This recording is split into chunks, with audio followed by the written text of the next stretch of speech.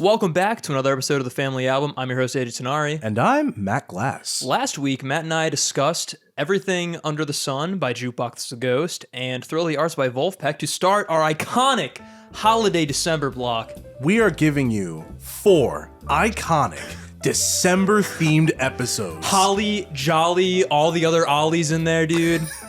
Ho, ho, ho. Oh, shit. What is that? A special holiday surprise, I hear? AJ, not only do I feel a presence in the room, I can see and hear another presence in the room. We have Holly, we have Jolly, and now we have Collie. Please welcome to the podcast, Mr. Colin Fletcher. What's going on? Ho, ho, ho, Colin. Ho, ho, ho, indeed. AJ, Matt, good to see you. You too? It's been far too long. Yeah, I know. Great to be here. It's weird because I was actually thinking to myself a couple months ago, maybe I would get to do this. Yeah. Because I've been listening for a while, like what you guys do. Mm-hmm. And now, lo and behold, the moment's here. I'm super excited. Yeah. We're happy to have you, dude. Thank you so much for coming on. Absolutely. Now, before we hop into the albums that you chose for this week, give us a little bit of your musical background, musical experience, musical taste in general, anything that defines you with music. Right. So I kind of was a grifter for a while in terms of music. I kind of just listened to, like whatever was playing in the car. Parents' music taste echoed a lot with me. Mm-hmm. The first time I really remember being into someone was Deadmauss. Interesting. Yeah, yes. I was very interesting. I was very into EDM before like rock or anything like that. And he really resonated with me because his wasn't just playing like EDM for the sake of it being loud and like the technical masterpiece. He was also a very sort of melodic driven musician, which is a really cool feature in that sort of field. Also Daft Punk kind of rode alongside that sort of interest, and that was a really big pivotal moment for me. Mm-hmm. Kind of both sides of the EDM spectrum. Absolutely. Yeah, but rock didn't come until a little later. The first rock group I got into was actually Gorillaz. Oh, good stuff. Yes, yeah. Gorillaz. Yeah. That kind of came from my, still my dad's music taste. I just heard one of their songs playing on. Like he has a Pandora station constantly playing. I was going to say your dad listens to Gorillaz. Oh yeah.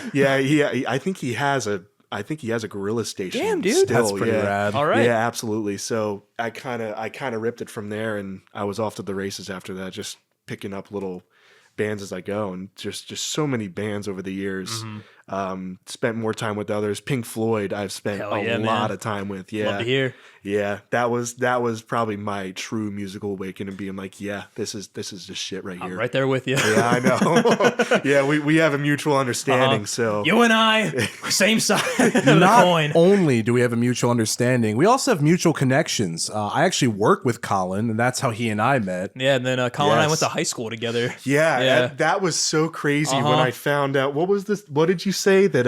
I frequently sleep in AJ's house. And in his walls, and through the walls in his guest room. I don't sleep in the guest room. I sleep near the guest room in the walls. It's always I don't know when it is, but which is a fun little game we play. If I'm remembering the lore correctly, you and AJ were in Drumline together. That's right. Yes, exactly. Indeed. And for AJ's senior year quinceanera, they signed a drumhead. All the members of the Drumline signed a drumhead. And I saw a name with handwriting that I recognized by Mr. Colin Fletcher. Yeah, he recognized my QC tag handwriting, and he was like, "Wait a minute, who is? I know that guy." I was like, "Do you know AJ Tenari?" Yes, I do. And lo and behold, the three of us are now connected again. Yeah, I know. It was cool too because you were a senior when I was a freshman. Yeah, but we connected and really hit it off because man. We were the one thing I remember from that time is that we were both big Rush fans. Yep, huge Rush fans. Yeah, that was our big like bonding point. Yes, absolutely. Yeah, that was great. Those were great formative years for me learning to play drums too. Which, dude. By the way, that's my predominant musical show to fame is that I'm basically a drummer. So again, same side. Some more. We're a lot alike, Spider-Man. You and I, we're not so different. Norman's on sabbatical, honey. I'm something of a scientist myself. I'm something of a drumline myself. I like Uriah Heep myself. Well, Colin, what are the 2 albums that you brought us today, and what is your theme? Oh, so it begins. All right. So my 2 records that I'm bringing forward to the council, They are Oh shit, the council. The Family Album Council. Indeed. Tom's not on the council, is he? Because I don't want No, him on he's it. he's just a Family Album Knight. Thank He's God. like he's like Yoda's ghost sitting in the corner. Exactly. He would honestly take that as a compliment, so don't give that to him. Oh boy. All right. Well, anyway. All right. My two records that I'm bringing forward are The Beach Boys Today by the Beach Boys and Fear of Music by Talking Heads. Hell yeah. Two very beloved bands. Bands that we've also covered on the show before. Through Tom Hates Albums. That's true. That's indeed. I actually revisited those episodes. I told you this earlier last talking, night to yeah. kind of refresh what he thought of those. And And disagree with them. Remember Age of the 4 out of 5 out of 10. That's where it started. That's right. yeah, I'm giving his existence a 4 out of 5 out of 10. So, leaning ass. Yeah, mid-leading ass. Gotcha. But Colin, what Just kidding, Tom. I love you. I've never met you, but I really like your shit. It's cool. hate your opinions, love you. But what is the theme that ties these albums together? The theme that's tying these guys together, I thought long and hard about it, and I realized that I wanted to go with the albums that came before the masterpiece. Yeah. Tying into when you guys did Remain in Light and Pet Sounds. These are basically the albums that preceded those albums directly.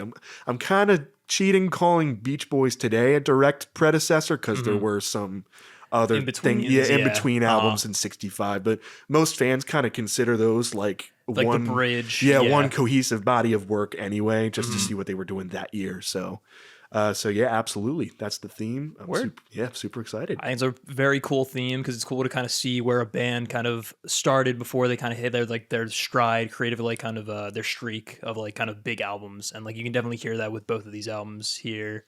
And it's cool to kind of revisiting two albums that we've also talked about on Tom Hates Albums, kind of reconnecting that full circle. Yeah. in a more analytical sense. You know? Exactly. Less Tom-isms. Maybe this will, he'll hear this and be, maybe I should go back and re-listen to That those. won't happen, Colin. You know Tom.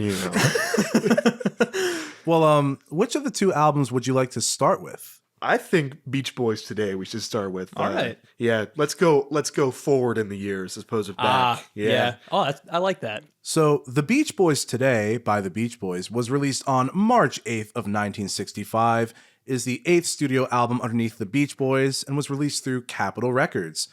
Members of the band at this time include Al Jardine on vocals, backing vocals, and rhythm guitar, Mike Love on vocals, Brian Wilson on vocals, piano, harpsichord, bass, and organ, and mixing and production and conducting. Carl Wilson on that is indeed correct.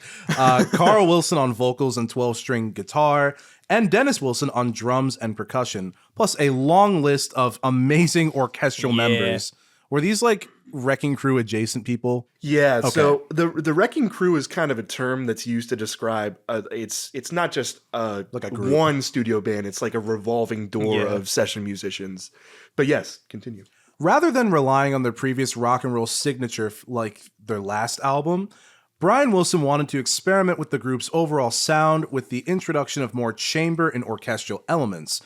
This characteristic in their music was developed in the wake of Brian Wilson's decision to stop touring due to impeding mental health issues, forcing him to hunger for innovation of their sonic profile. Combining wall of sound-esque production and impactful classical texture, and some of Mike Love's lyricism, into a semi-biographical collection of tracks, including the titular Help Me Rhonda. Yeah. Titular. Titular. It was successful initially commercially, but kind of fell into mixed reviews upon release. Number 4 on the Billboard and certified gold, while critics at the time found it to be enjoyable yet not the most engaging as an album. But it's now in critical acclaim amongst both Beach Boys fans and enjoyers of music alike. AllMusic, Blender, and even Rolling Stone awarding it at least 4 to 5 stars, for they detail it as a stepping point for Brian's creative prowess. Yeah, you can definitely see that within all these tracks. A lot of preludes to what would kind of become Pet Sounds a few years later. Yeah, this album is definitely it's marking the path forward because it has it's very focused. A lot of their prior albums to this sound kind of pillowy, but this is like where Brian says, "Okay, it's time to drop the hammer. Let's lock in, boys. Let's lock in exactly." He had a bit more of a vision than like the previous albums. Absolutely. What if we didn't talk about surfing for once? Yeah. Absolutely. So I guess we'll kick it right off with Yeah. side A. All right. Beginning with Do You Want to Dance? Yeah. So this is a cover of the Bobby Freeman classic Gotcha. of the same name. This peaked at number 12 on the charts. I think it exceeds the original in almost every way because the arrangement is just so lush and powerful. It's soaring. It's amazing. Absolutely, it retains the charm of the original, but it Adds just a little sounds more. Yeah, it sounds like a definitely. great old record that you can just dance along to. I love it. I love it so much. Word. I also think this is really the first time that Brian nailed the Phil Spector sound. Okay. Yeah, because he's long known to have an adoration for that style. that wall of Yeah. sound, exactly. And I think this is the first time that he really nailed it. Yeah, you can definitely hear like the influences like from the jump Yes. specifically. If Yeah. I am correct, their last album was their Christmas album prior to this one. That's right. Okay, cool. Yeah. Which was sort of in a way trying to replicate the charm of Phil Spector's A Christmas Gift for You. yeah. Right? Yes, yeah. And a little fun fact, that is literally that is the fourth of 4 albums released in 1964 by the group. 4 albums Yeah. plus Oh. yes. Gotta love the 60s. Yeah, I know. 2 studio albums, the Christmas album, the live album. I mean, Brian was doing it all. And these are really the conditions that led to the mental breakdown. Oh, for sure. As dramatized in the film Love and Mercy, which you guys have mentioned before. I love Love and Mercy. Yes. And these were the conditions that basically got him to stop touring. Just chill out a little bit. Yeah. Focus on studio stuff. Fuck you, Murray Wilson. Yeah, absolutely. But I think that definitely paid off because this is a very nice opener. I like is. how Dennis is like primarily the one like leading this one specifically. It's a very simple song, but still very sweet. It's very tender, and like you said, the production just really makes this such like a captivating listen. Absolutely. It just feels like very retro classic and almost timeless in a way. Yeah. Gotta love that timpani use Yeah, in there dude. too during the chorus. Oh my yeah. God. It adds such a gravitas, I feel like, to the track, which I Yeah. love.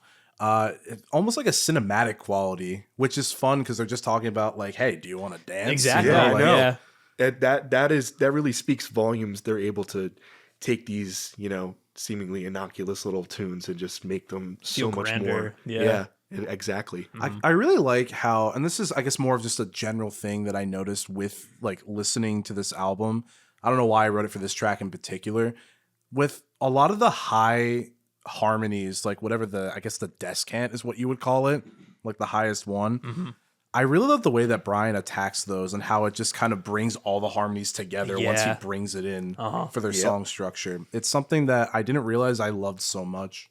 Yeah, I definitely agree. And I very much noticed it on this track, which is why I said it for this track. Yeah. I think other notes, I really love like the strings and like just like the production of it, just like how like everything just hits you on the chorus, like everything just kind of comes in at once, but it just sounds like so like perfect. Yeah. And Super bombastic. The guitar solo by Carl Wilson is also really nice too. Absolutely, yeah. Yeah, he was no slouch as a guitar player. He was actually, this is a little bit of a hot take I'm about to spit. Oh, yeah? But at that period of time in the 60s, he was walking circles around George Harrison as a lead guitar player. I see. Word. In the studio and live. But Gotcha. obviously George got a lot better as the Yeah. 60s wore on, which speaks volumes to him. But Carl's no slouch. Yeah. You know, It was like Goku and Vegeta. you know, Wow. That's the first time I've heard that. Welcome to the family album, Colin. I feel like, you know, it's funny. I have uncles that really hate the Beach Boys because they grew up like around a shore area, and they said that like the beach surfer culture, they just really fucking hated it a lot. So he was actually like, when I was first starting to get into the Beach Boys, he was starting to say like, oh man, like the Beatles, you know, they could actually play their instruments. But it actually wasn't until like you and I met, Colin, where you were telling me that they're actually pretty decent musicians. Absolutely. Which I did not realize, especially until I like started watching some of their live shows. So like, Yes. honestly, it really kind of opened my eyes a bit. And my uncle was incorrect. Uh-huh. Canonically in Minecraft, my uncle was incorrect on the family album. This is another uncle we need to fight. No, let's not fight Uncle Dan. I've settled my peace with him. I'm still down. The ring is open, Uncle Dan. Uncle- Don't come at me about Joy Division. Uncle Dirty Dan. Uncle Dirty Dan. Who you calling Pinhead? That's what Tom's uncle sounds like canonically. But anyway, shall we move on to the next track if we got nothing else to say? I think I said my Absolutely. piece. Yeah, absolutely. Next up, we have Good to My Baby. This is my baby. this is very doo-woppy. Yeah. It is very fun. I will say the lyrics specifically, where they're just, since they're like so kind of like being like, people really think I'm bad at my baby, but I promise I'm not. It gave me vibes of like when Frank writes the song about not diddling kids and Always Sunny. Yeah, dude. Jesus. Because it's like, guys, I swear, like I'm not doing this. Yeah, that don't was diddle kids. No good diddling kids. I am good to my wife. Jeez.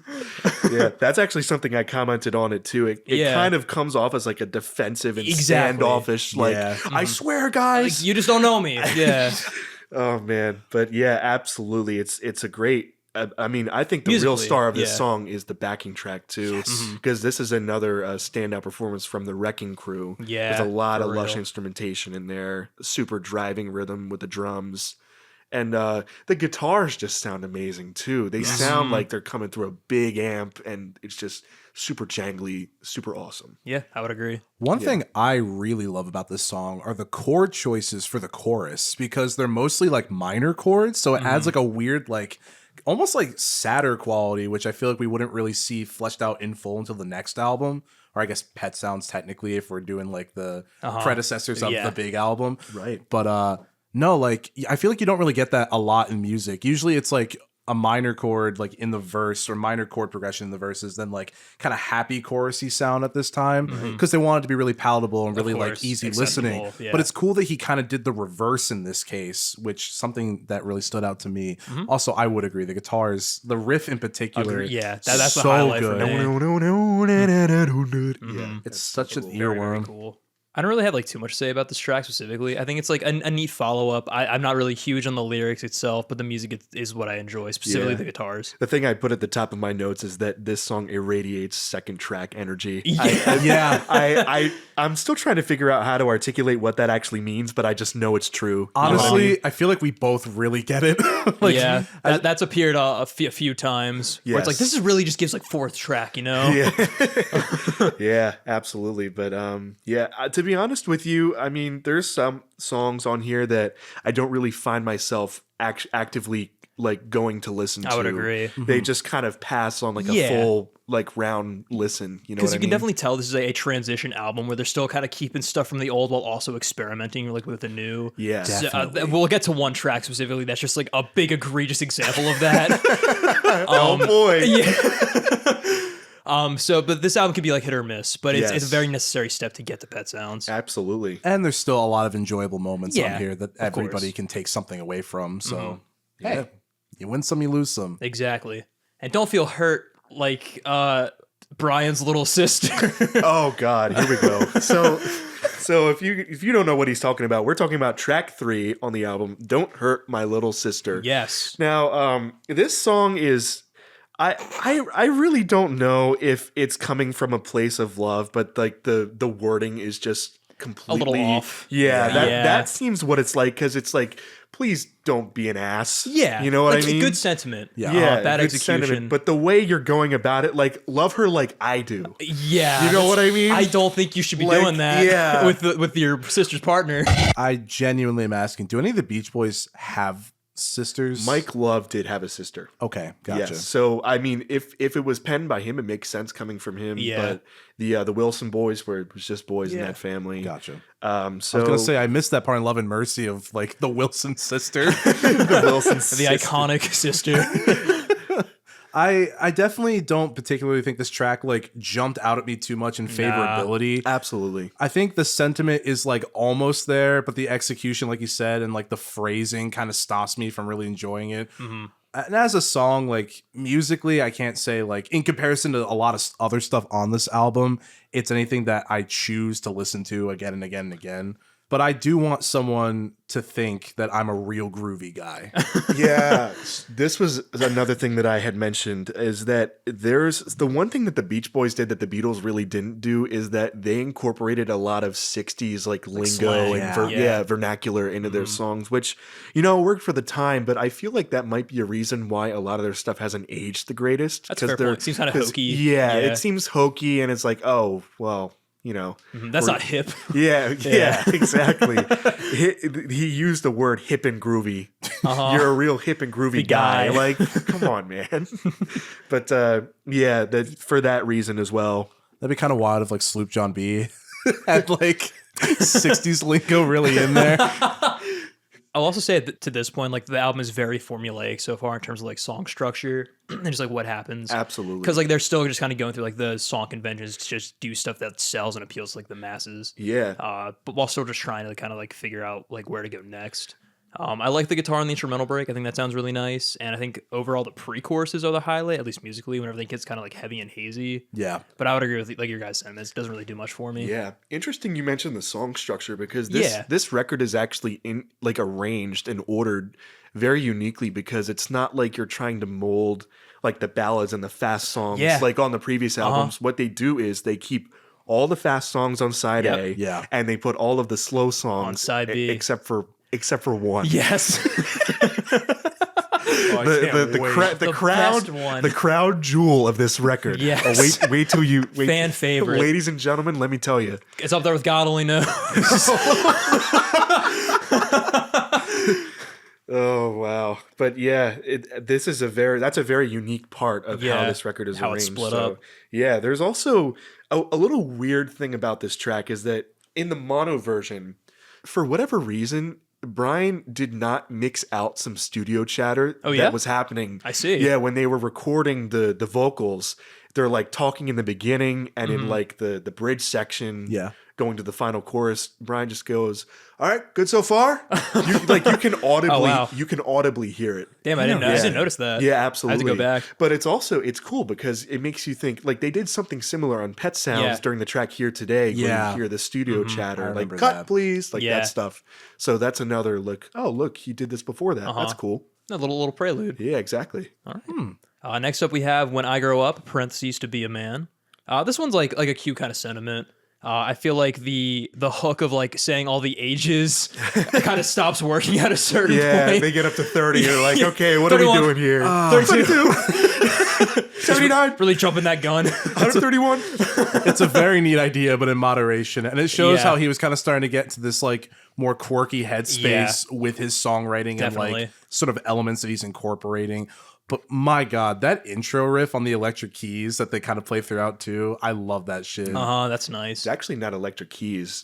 Don't mean to interrupt. It's actually harpsichord. Oh, that's actually harpsichord? It's a harpsichord. It sounds electric. Yeah, I know. It was a very uniquely mic'd. I forgot exactly how they did it, but yeah, it's so cool that they put. I mean, the instrumentation in this track is wild because they have harmonica too.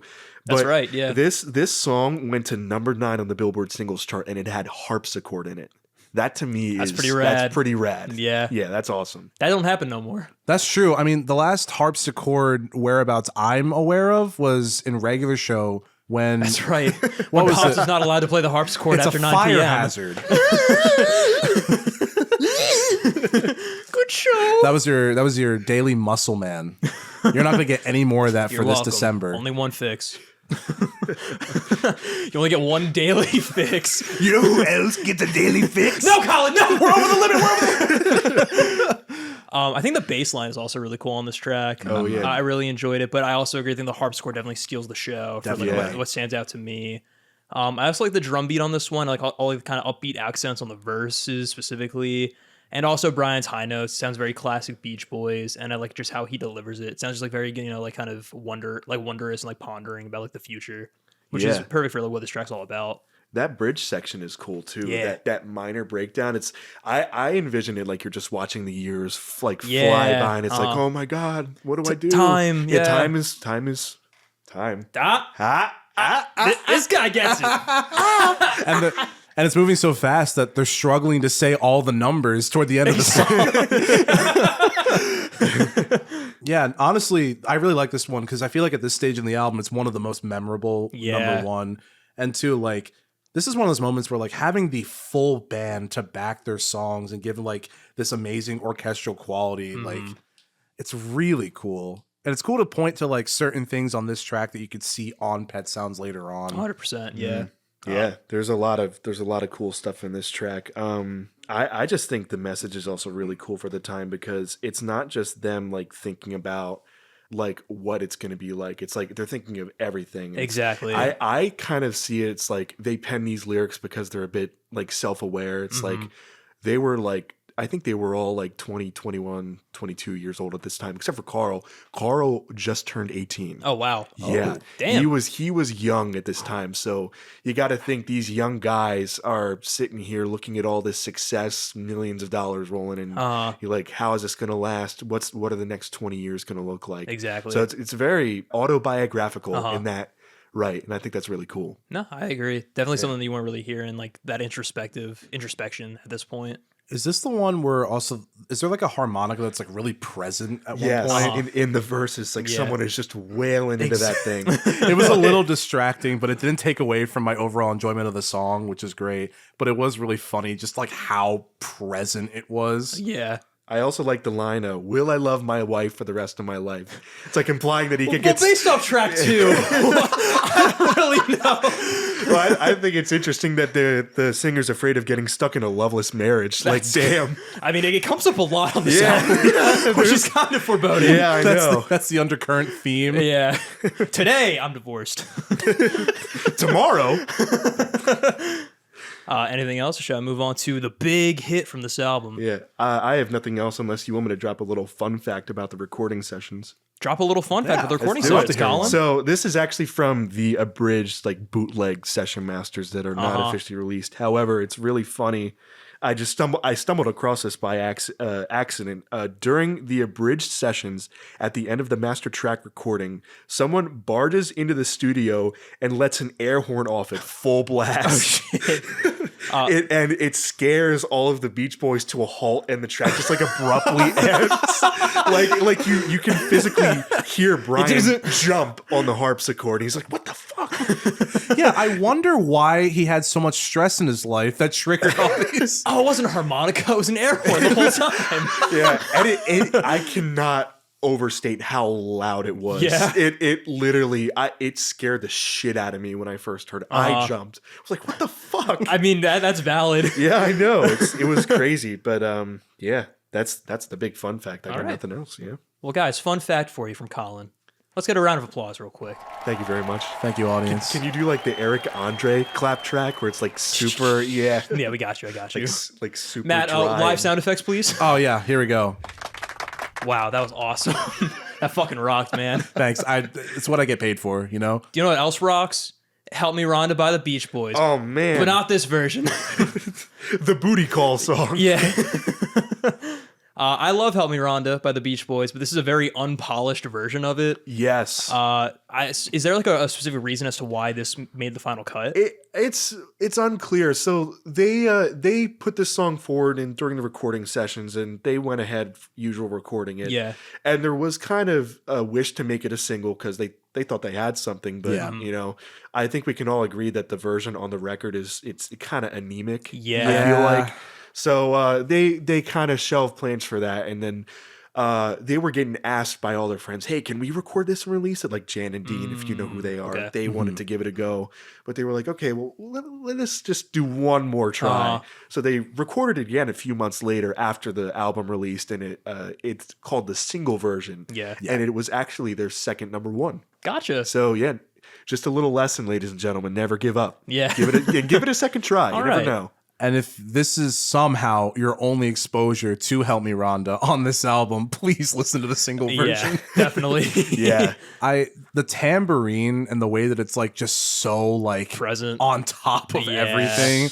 I think my big thing is like during just one, how repetitive it is, and two, just how much like during, I think it's after the second chorus when they just keep repeating the Help Me Rhonda hook, it just like slowly like fades out, then fades back abruptly. That's the big thing, and that's the biggest problem with this track, if you can call it a problem.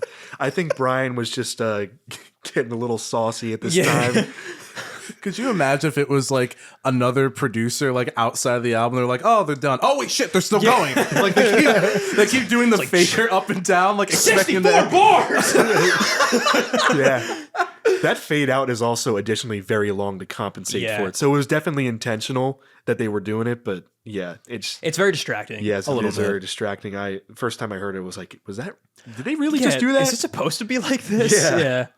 But man, like as a song though, structure wise, yeah. I do really like it. Yes, absolutely. especially that like kind of fucking swing feel it has. Something very about that bouncy. shit. I also will say, although like you mentioned, it's kind of like an unpolished version. I like how the ukulele gets a lot more forward representation in the overall mix. It does add kind of like a nice like warm vibe. I think in terms of like the overall execution, that's like the only thing that I really gravitated towards besides just my enjoyment of the song. As a whole, itself. it's Help Me Rhonda, so like it's still like good regardless, but it's just like not the best version of it. Also the harmonica. Yeah, I was gonna It's mention that also as pretty well. fucking rad. Another comeback. I also like this, giving Al Jardine his kind of moment to shine here, like leading the vocal charge. But I think I was pretty much done a piece on this version specifically. Yeah, this is actually, I think this was technically the first track that he actually sang on besides one song on the Christmas album. Oh, yeah. Yeah, so this was his first non-festive track. Dude, Al Jardine's big break. Yes, his big break. Absolutely. Nice. Well, congrats, Al. Yeah. Wherever you are. Fly high case. He's still kicking. He is kicking. Hey, he can still fly. He probably has a private jet, honestly. He found Rhonda. He can do anything. Anything else, or shall we move on to this next track? Let's move on to Dance, move on. Dance, Dance, track number 6. God, I love I Get Around. I literally wrote that verbatim in my notes. Yeah. Oh, man. This is definitely Don't Fuck With the Formula, Mike Love at its finest. Yes, the formula guardian. Exactly. And the formula destroyer. It's so fascinating how they really emphasize the auxiliary percussion on here. Yeah, man. Yeah, sleigh bells. Castanets, too. Castanets, the triangle, the Yeah. tambourine. Because it's tambourine and sleigh bells, right? Yeah. Like, guys, I swear it's not I Get Around. It has castanets this time. Yeah, 6-string bass, 12-string acoustic, and Oh, wow. electric. Yeah, the Carl Wilson bass. Yeah, that's what that really trebly bass sound in the beginning is. It's a 6-string bass. Gotcha. Jesus Christ. And if that wasn't enough, Carl Wilson, he's playing that lead guitar on a 12-string electric guitar. That's fucking rad. yeah, Holy he was shit. he was a monster on the 12-string, a monster. The finger strength for that has to be crazy. And it's so well intonated too, which is very hard to do on a Yeah. 12-string. So hats off to him. But yeah, this is a very straightforward. Yeah, It's basically old just Beast Boys. Yeah, Yeah. it's just a better sounding I Get Around. I got to be honest, but I still love it. Yeah. Very cool. Fun fact: Big Time Rush did a cover of this. Did they actually? No Yes. shot. Oh yeah, Damn. I'm not even joking. You got to hear Carlos on the 6-string bass. Sorry, what were you going to say? No, that was it. They did it. Like on an album or like in the show? No, or? I think it was on the show because Wow. I stumbled upon it by accident when I was searching up for this song. I Yeah. was like, wait, like that dance, and I heard it. I'm like, oh my god, they actually did it. That's really That's fascinating. so weird. Like they really tried to hammer in the boy band angle because they did a cover of "Help" by the Beatles for yeah? like a weird British movie. Yeah. Oh yeah. Oh yeah. What was it? Big Time Movie or whatever Brit it Time was. Rush, actually. Big time movie. Oh, that is what it was called, wasn't it? Yeah, they were I in think Britain so. for some reason. Oh, those Nickelodeon movies. Yeah. That's another thing Colin and I were talking about today at work. Y'all like Swindle? Oh, fuck, dude. Swindle was Rags? Rags. Yo. Oh wow. Throwbacks. That's a good one. Awesome, dude. Avanjogia, they tried to make him British in like everything. I don't know why. He's not British. He's just there. He just looks British. Anything else to say about Dance, Dance, Dance? One other. It's got a trademark Brian Wilson key change. Oh, yes, at it the does. last chorus. That's right. That upward lift. That's the stuff dreams are made of. He was so good at doing that, and it's on full force on this track. Yeah. We at the Family Album very much enjoy earned key changes. We've faced a lot of unearned key changes in we our have. day, including even on the last episode, actually. That we did. The bonus track off of Everything Under the Sun by Jukebox The Ghost had like 9.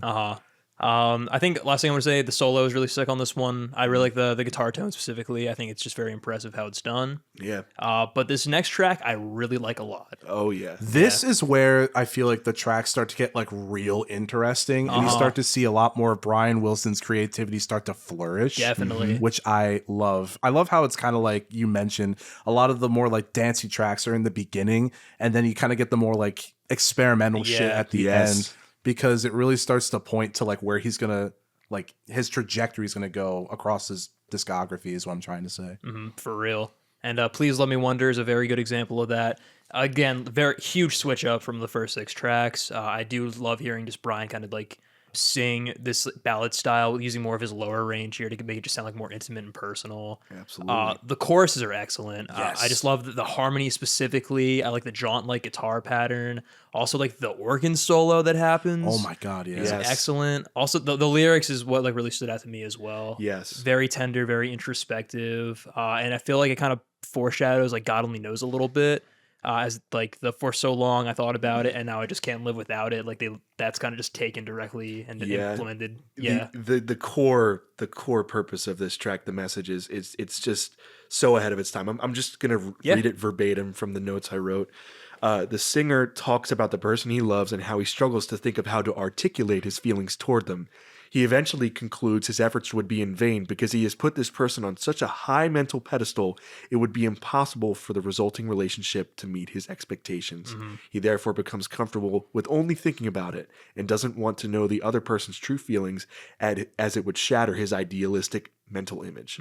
That is insane for a 60 song. 65. Yeah. Like, wow. And I mean, I've felt that many times so hard. And, you know, to see that Brian got it. Yeah, He like got that early. That early. He was, it cannot be overstated how ahead of the curve he was. Insane. For real. Can we also just kind of mention like because he passed this past year, and it definitely, I feel like, hit the world pretty hard. Yes. I legit had to like take a moment of silence. I remember when I heard, I was just like, Jesus Christ, because his music, even today, not today the album, but like this day and age is still impacting people, some for the first time, some as if it's the first time. Yeah. So it's really cool to see how much of a mark he's left on not just the individual, but on pop music in general, especially just like adding such heavy themes. Not heavy, but like More introspective. More introspective and just full of weight, like enough, you know? Yes. I love that shit. Yeah. It reminds me a lot, the track like of Only the Lonely by Roy Orbison, which I really fucked with. And I can very much see your points about it being like almost prototypical of God Only Knows in terms of its themes and like its kind of sound. Also, I wish the organ solo was longer because my God, it hits so hard. Yeah. It's just such a beautiful tension release, and he just had it so well. And just to say though, because that when I heard that he passed, that was a particularly dark day for me, and I'm glad just to say that you were the one, Matt, that told me that he passed, and I didn't have to read a headline on, you know, some social media platform. It came from a friend, so I appreciate that. Yeah, man. That was very meaningful for me. I'm glad to hear. But absolutely, yeah. This song is just, this was the song that did it for me. Because this was really the first Beach Boys track that I heard that wasn't any of the hits. Yeah. And as soon as I heard that opening line go into that first chorus, I'm like, okay, this is These guys get it. This is where I'm going. And that just like kickstarted a whole like hyperfixation period for me. Oh, So, nice, dude. yeah. So did you like start with, like from the beginning with the Beach Boys and just kind of like work your way up in terms of just like what kind of sold you on like their discography? It was weird because I actually discovered them first through the movie Love and Mercy. I saw a clip of them recording Good Vibrations, and I was like, wow, this is like the best I've ever seen a studio environment depicted on film. Yeah. Then I watched the movie. I'm like, oh my God, this is amazing. And then I was watching video essays, and this track kicked the video essay off. I'm like, I see. what am I listening to? Gotcha. This wasn't in the movie, and it was just It was hooked from there. yeah, Nice. off to the races. Very cool. Amazing track. I would agree. Also, family heads, if you haven't watched it, please watch Love and Mercy. It is such a good biopic. Honestly, I think it's one of the best ones I've ever seen. Yes, absolutely. Well, family heads, check out Love and Mercy. Just like we're going to check out this next track. I'm So Young. God, you're a pro at these transitions. Thanks, man. That's why they pay him the big bucks, man. Yeah, You years guys of are getting practice. paid? The way on I'm So Young that I thought they were about to just launch straight into Our Prayer on that first like chord. Yeah. For a split second, I was about to be like, wait, holy shit, already? I didn't expect to be this early. But no, it really threw me for a loop because I've listened to the Smile sessions so many times. But I do love just the intro with just the vocals. Kind of adds like a little bit of an ethereal like vibe. And also, it's cool as it leads into this sort of like Earth Angel, again, kind of doo-wop-y sounding song. I also really love the tone the bass has when it walks down leading into the next verse. Yeah. That shit hits so hard for me. I'm also just a huge fan of that era of music. So like, I really think the way that they did it here, it was really masterful of like how much they appreciated the genre. Yeah, because this is a cover, right? Yeah, this is actually a cover version of a song done by a group called The Students. Very, very late 50s there with that name.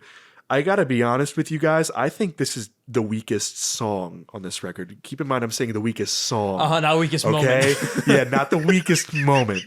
The strongest moment? What are we talking about That's here? up there with the greats. But yeah, I personally think this is probably one of the weaker tracks on the record because I feel like I actually re-listened to the Students' original alongside this, and I think it works better coming from them singing that they're so young because the singers sound like teenagers. I see. Sound like kids they're singing called the it. Students, Yeah, exactly. So it makes sense not just for the group, but for the song and the subject matter. It sounds like it's really coming from the heart there. Yeah. Gotcha. The Beach Boys, it's cool, but I find myself probably visiting this track the least out of all of them. I get it. And, it's just not a favorite of mine. I think it's valid. Yes. I think like I just like the song tonally. Like I like the kind of switch up to 6/8. I like how that just kind of comes in at this point in the album. I really love how loose the strings are on the bass as well, just because it makes it just sound like so much more intimate. The drum fills are also really nice on the bridge when it's accenting like the I'm like that's just a cool little hook. It just feels like a classic like soul doo-wop track, which I dig a lot. But I haven't heard the original, so maybe like that would help change my mind. Yeah, I don't know. I mean, it really depends on the mood. Yeah. You know what I mean? I think it's a mood thing. This is just how I felt. Yeah, fair enough. I feel like it's very understandable. I mean, it's cool that they tried to cover it. I also like the way that like the delay is just generally in the mixing of this track. Definitely. It's really cool the way they recorded that. That's a standout part of this. Absolutely. Next up, we have Kiss Me Baby. There's some nice piano work to open this one up. I really like the acoustic guitar strumming as well as the chimes that are in the intro. This one I think has like really nice vocals. Like the harmonies are just exquisite on this track. Harmonies They're beautiful. are just crisp and bright and soaring, and that backing track, that boom on Yeah, the floor dude. tom, that's has so much drama and just it sounds amazing, and it really makes you feel what the subject matter is. 100%. Yeah. The sentiments are somehow, I think, like the best part of this track too. Yeah. It just feels very like earnest, and I feel like the music reflects that so well. Kind of harking back to like the piano intro, I feel like a lot of piano at this time is people usually try to like make it sound very palatable and stuff, which I'm not saying this isn't palatable, but like it's very dark and deep, almost in like a muddy kind of sense. But like it works somehow because like you said, the drama of it I feel like gets like really emphasized. Yeah. Using that style of piano recording was also a favorite of Brian. He had done this before. If you really want to hear that sound at its peak, their cover of Hushabye off of All Summer Long, you can really hear that. It's super dark sounding and like super resonant. So I love dark sounding piano. Yeah. The muddier the better. That's what Matt always says. Yeah, my iconic catchphrase in the Family album. It's really giving like Everly Brothers, which I fucking dig a lot. yes. The harmonies are amazing.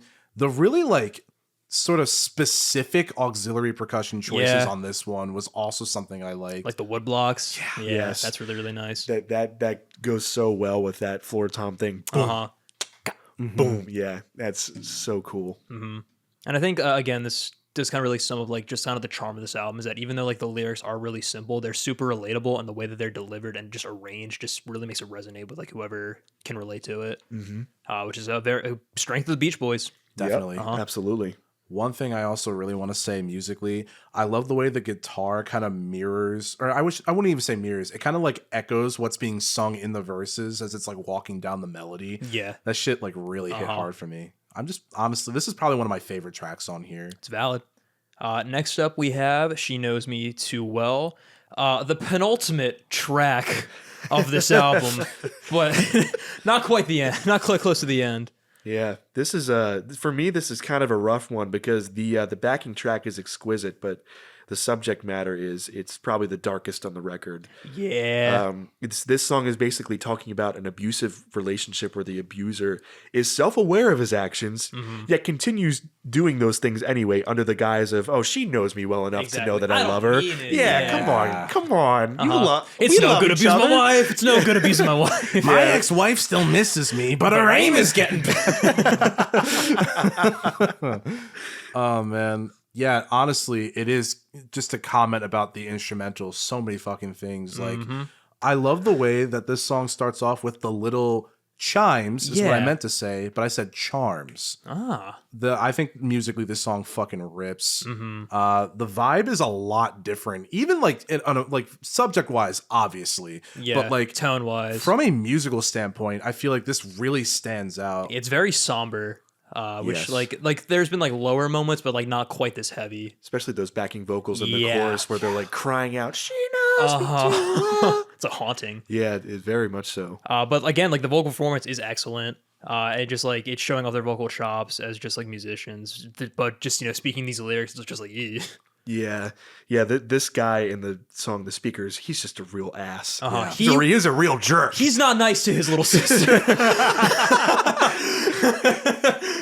Yeah, I mean, he talks about like not just verbally mistreating, but just openly checking out other women in her presence, being like, what the? That's just fucked up. What is wrong with you, dude? So, who was the prime lyricist on this? Was this Brian or was this Mike? Maybe it was Brian about Mike Love. Oh wow, it's very possible. Yeah, this is Brian from the perspective of Mike Love. That's crazy. There's kind of been some lawsuits from the Love toward Wilson angle over the years about songwriting credits. Yeah. So that's valid. Yes. So some of it may be inaccurate, but I'll take a look at what it says on the current version available. Brian Wilson, Mike Love. Okay. So lyrics by Mike, instrumental arrangement by Brian. Gotcha. I see. Interesting. Well, I guess we got our answer. Yeah, it looks like. I do have a couple more things to say about just like the music. The drums in this track in particular was what I really gravitated toward the most. I love the way that it kind of picks up in each verse with that little fill. It's really gentle, even though the song topic is like not. The horn that just kind of like finishes each phrase, I feel like it really just makes the track feel well-rounded.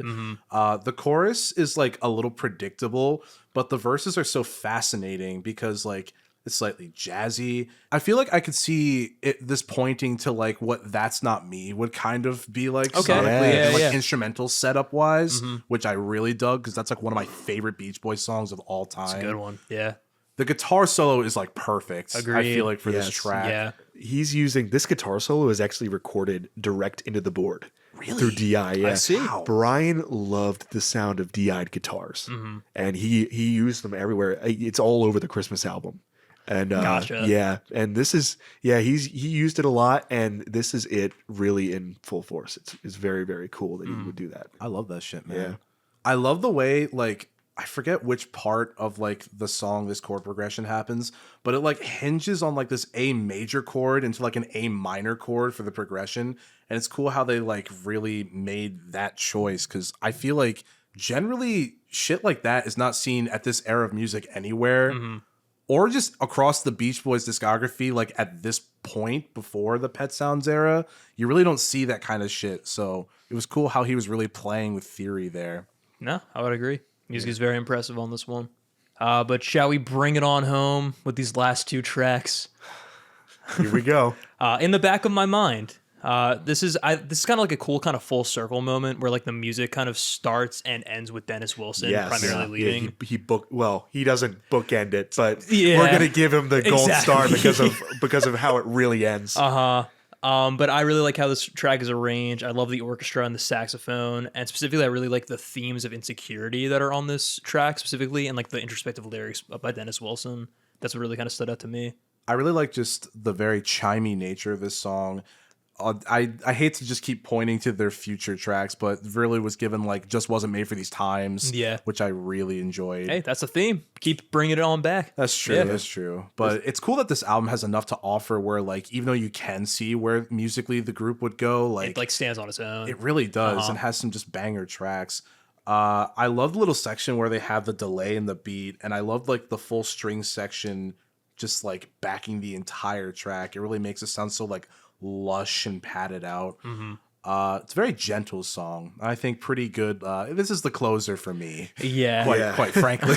Yeah, this song is great. There's a lot to love here, and it's also a full Wrecking Crew backing track. There are no Beach Boys playing instruments on this track. I see. Word. Yeah, so very much a sign of things to come. Yeah. And there are no Beach Boys backing vocals, which is their trademark. It is just Dennis Wilson singing solo, which is a very rare occurrence. Yeah. Not just for the Beach Boys, but it was the only time Dennis sang solo in the Beach Boys, which That is really very interesting. cool. Yes. Damn. Yes, indeed. This is a very white whale track, sort of. Hey, so that just shows there's a lot of cool kind of undiscovered gems in their previous discography. Indeed. Yeah.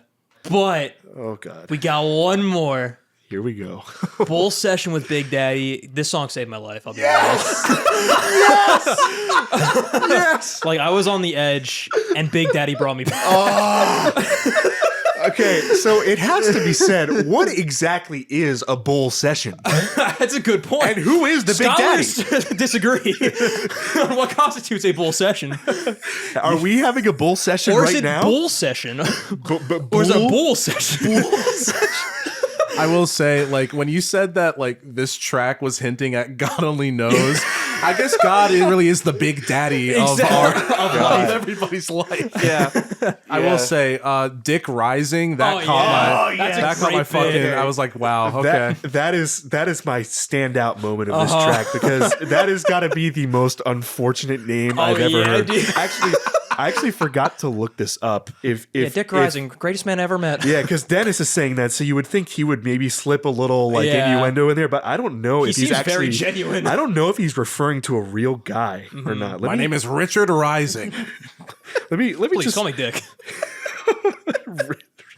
He's a real person. Wow. Oh wait, hold on. I'm gonna read this. It's a Reddit thread.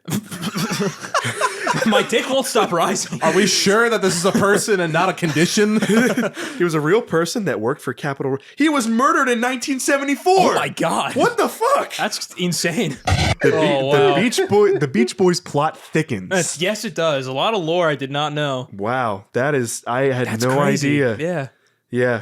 Yeah. Dick Rising is just one moment out of this track, if you can call it that. Mike Love being like, we're just waiting for you Brian, to mess up. we're Brian. waiting for you to make a mistake. Yeah.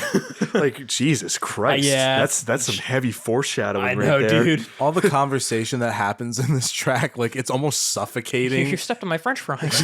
You stepped on my French fry. And Brian, the only thing that stuck out in my mind the whole time was the bread. Brian loves his food, man. I know. There's a lot of food talk on this He track. loves that bread. No vegetables, at least not yet. But Not quite. He was in a carb phase. exactly. Yeah.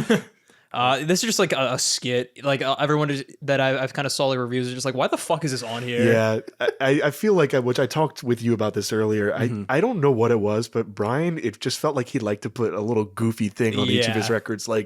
Like on Pet Sounds, it's the train going by at the end of Caroline No. I mean, this is on this album. There's like a joke song on the album that came after this, Summer Days and Summer Nights. It's called I'm Bugged at My Old Man. It's kind of like a Murray Wilson diss track, actually. Oh, nice. Yeah. And there's one track on their album, All Summer Long, which happened the year before. It's literally called Our Favorite Recording Sessions. And it's exactly what it is. It's just Like a compilation. Yeah, it's them recording shit. Nice. It's like, this is a track that they got paid for. It's credited to all 5 Beach Boys. Well, look at that. We got a little Brian Wilson producer tag on here. Like, yeah, it was his trademark to just add little goof. shit. So in that way, it's kind of admissible, but Jesus. And I guess it does count for foreshadowing for Pet Sounds. Oh, yeah. Yeah. Wow. Well, Colin, I guess that'll bring us to our final thoughts. So what did you think of Today by the Beach Boys? I'm just going to reiterate, it's just a huge step forward compared to what they were doing the previous year. You know, It's got so many more introspective themes, especially on side 2, though I have to shout out When I Grow Up to Be a Man. It charts a clear path forward lyrically for the band. You know, the record does have its weak moments, especially the final track, but you know, they kind of leave the weak tracks like toward the front, so they're not leaving. Yeah, and they're also really fast. You kind of get through them pretty quick. Yeah, exactly. That's exactly how it is.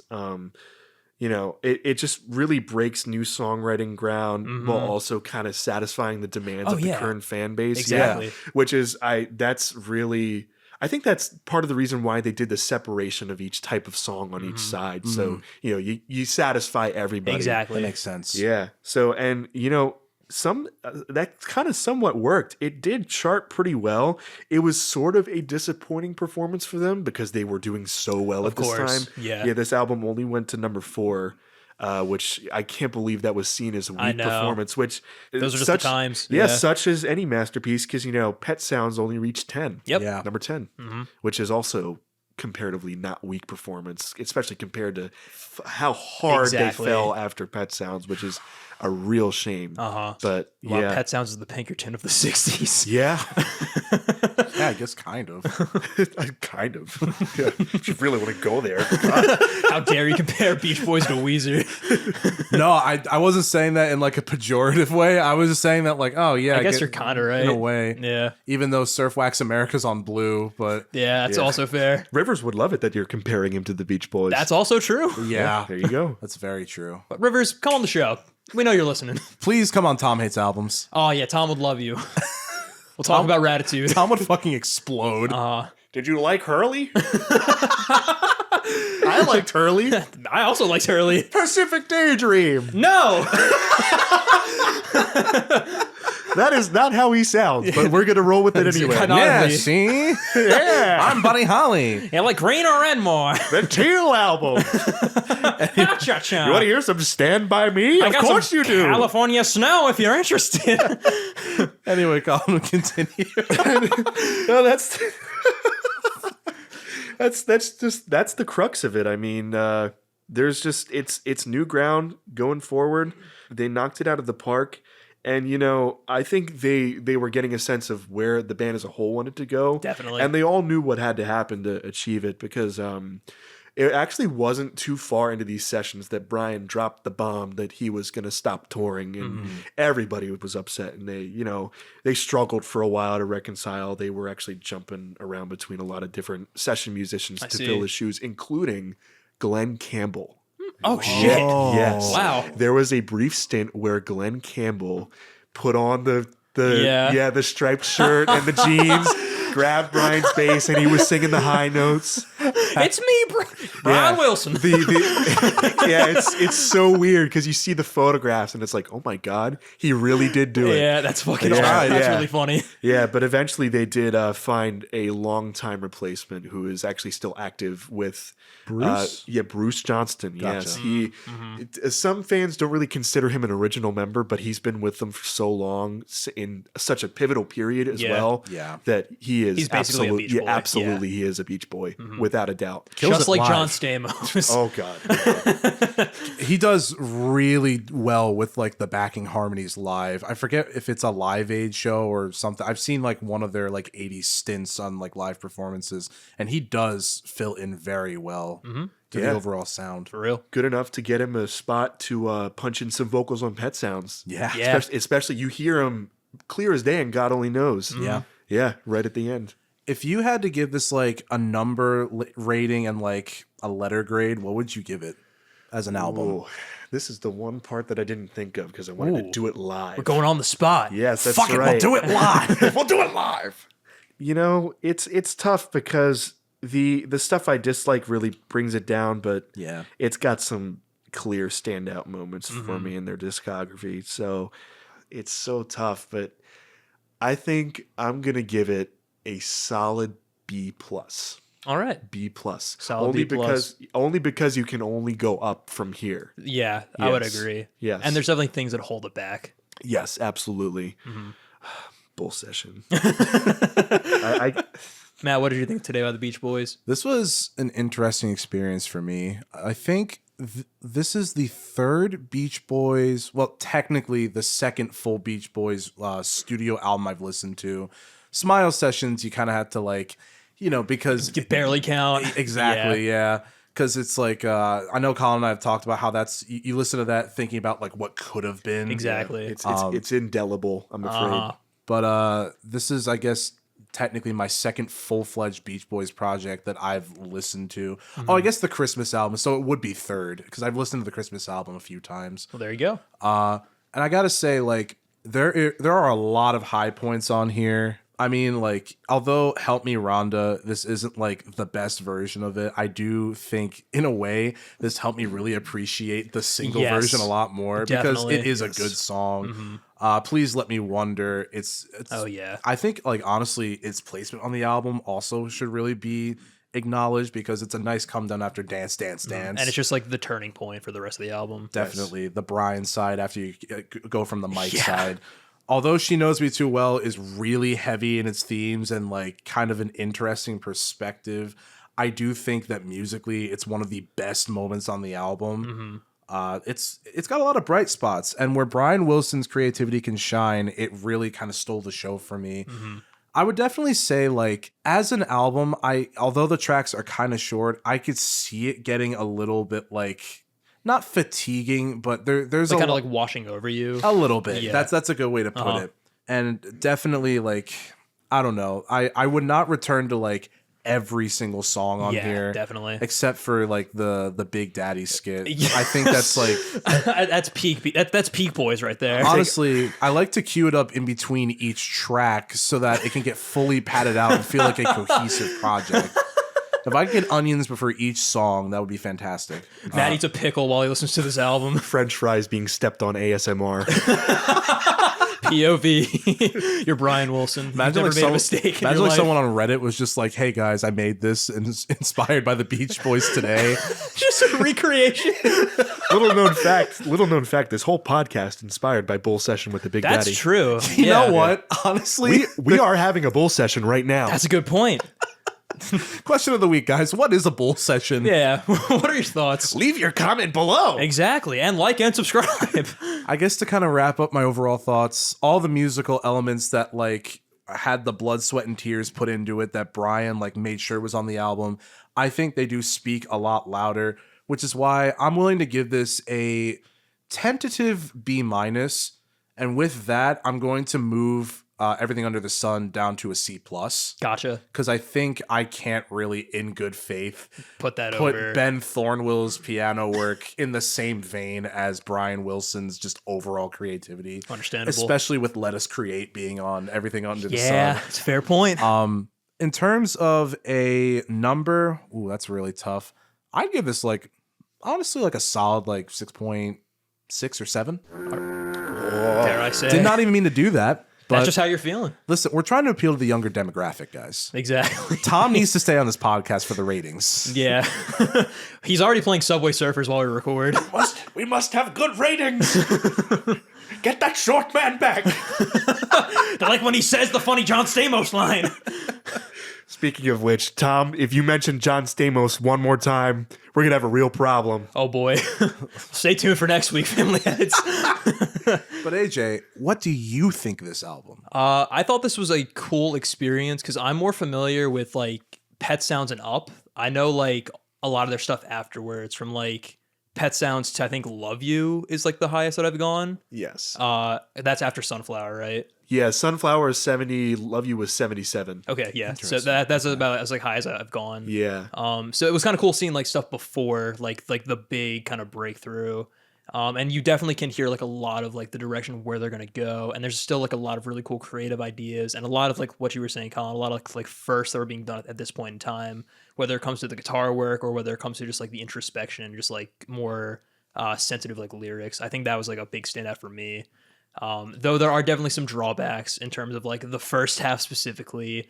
There's a lot of weird lyrical concepts and just lyrics in general. There's a lot of just kind of like repetition of just kind of like not really committing to like growing and moving on, especially with all like the Mike Love stuff. I don't really like Dance Dance Dance because it just sounds like I Get Around. But the back half is really, really nice, and I definitely enjoyed just hearing this kind of like prelude to what would kind of come in the future, and just hearing kind of Brian just take that like lead and like basically make it his own, which I really appreciated. I really enjoyed the instrumentation as well. Like the Wrecking Crew was excellent, just hearing all like their additives in terms of instrumentation and just overall style. So this was a cool experience overall, but definitely not my favorite. So I'd probably give this like a solid just B tier in general. But yeah, I'm glad that I listened to it though. Yeah. Another notch under my Beach Boys belt. There you go. Yeah. Another good foray into the discography for me because I'm only like tangentially aware of all their projects. Yeah. I was telling Colin I had just started listening to Smiley Smile because of how much I've like submerged myself in the Smile sessions. I wanted to see like the key differences, and There's a lot. there really are. Yeah. But for those of you who don't know how the show works, we bring on 2 albums. That we do. This album is very different. Oh yeah. Yeah. This is my neck of the woods, though. I'm very excited to talk Yes, about this album. I'm so glad. Yeah, I love Absolutely. me some Talking Heads. For a while, Fear of Music was like my favorite album. I liked it more than Remain in Light. The thing now, I'm more of a Speaking in Tongues guy. Really? I love the funk. Interesting. Yeah. Yeah. I think there's a case to be said where either of those 3 you can interchange them.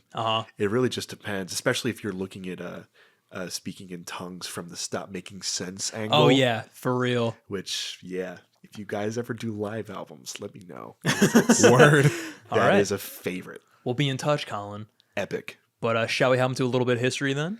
Absolutely. So, Fear of Music was released August 3rd, 1979 on Sire Records, and it is the 3rd studio album released by legendary new wave band Talking Heads. Fear of Music continued the group's collaborations with Brian Eno as their producer, while also expanding their sonic palette by utilizing more disco-centered rhythms, Afrobeat influences, and David Byrne's signature unique vocal stylings and performance. Fear of Music is often regarded as one of the group's best albums, receiving critical acclaim upon release and continuing to be beloved to this day, even appearing in the 1001 Albums to Listen to Before You Die. Talking Heads formed in 1975 and consisted of David Byrne on lead vocals and guitar, Jerry Harrison on guitar and keys, Tina Weymouth on bass, and Chris France on drums. This is my second ever Talking Heads project that I've listened to in full. And I think I would agree with you in the sense where, like, Colin and I were actually talking about this a couple days ago. I think as an album, Remain in Light is really good. And the way that those songs are, like, together, it really fits.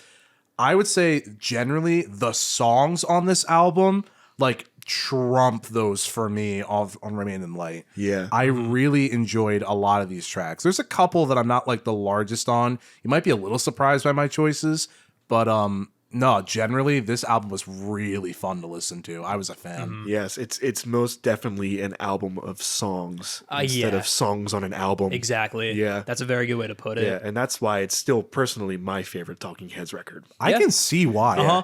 Like, Remain in Light, there's something about it that's, like, never quite clicked with me, but I've always liked Fear of Music, like, since I first listened to it. Yes. But with that, should we hop right in? Let's do it. Absolutely, yeah. So this track starts off with everyone's favorite Spider-Man soundtrack song, Yes. E Zimbra. This is where I first heard this track. Yep. No Way Home, Yeah. right? Yes, No Yeah. Way Home. Was it in No Way Home? It was. Yeah, it was in the scene in the beginning where they find out That- Peter's identity and Yeah. like he's swinging around the city with streets. MJ to escape. Is it actually? Yeah. Yeah. That Holy song shit. backing this. Yeah, that was Yeah. that was the first non-hit Talking Heads song that I heard. Oh, yeah? and I heard it in the theater. I was like, "What was What that? is That was that?" freaking awesome!" Yeah. Then I spent like a good 15 minutes trying to find it, and Talking Heads, what I the fuck? found a Talking Heads. Oh, these guys? Yeah. So I put it in my playlist, forgot about it for a while, which actually another little theme that ties these two albums together for me.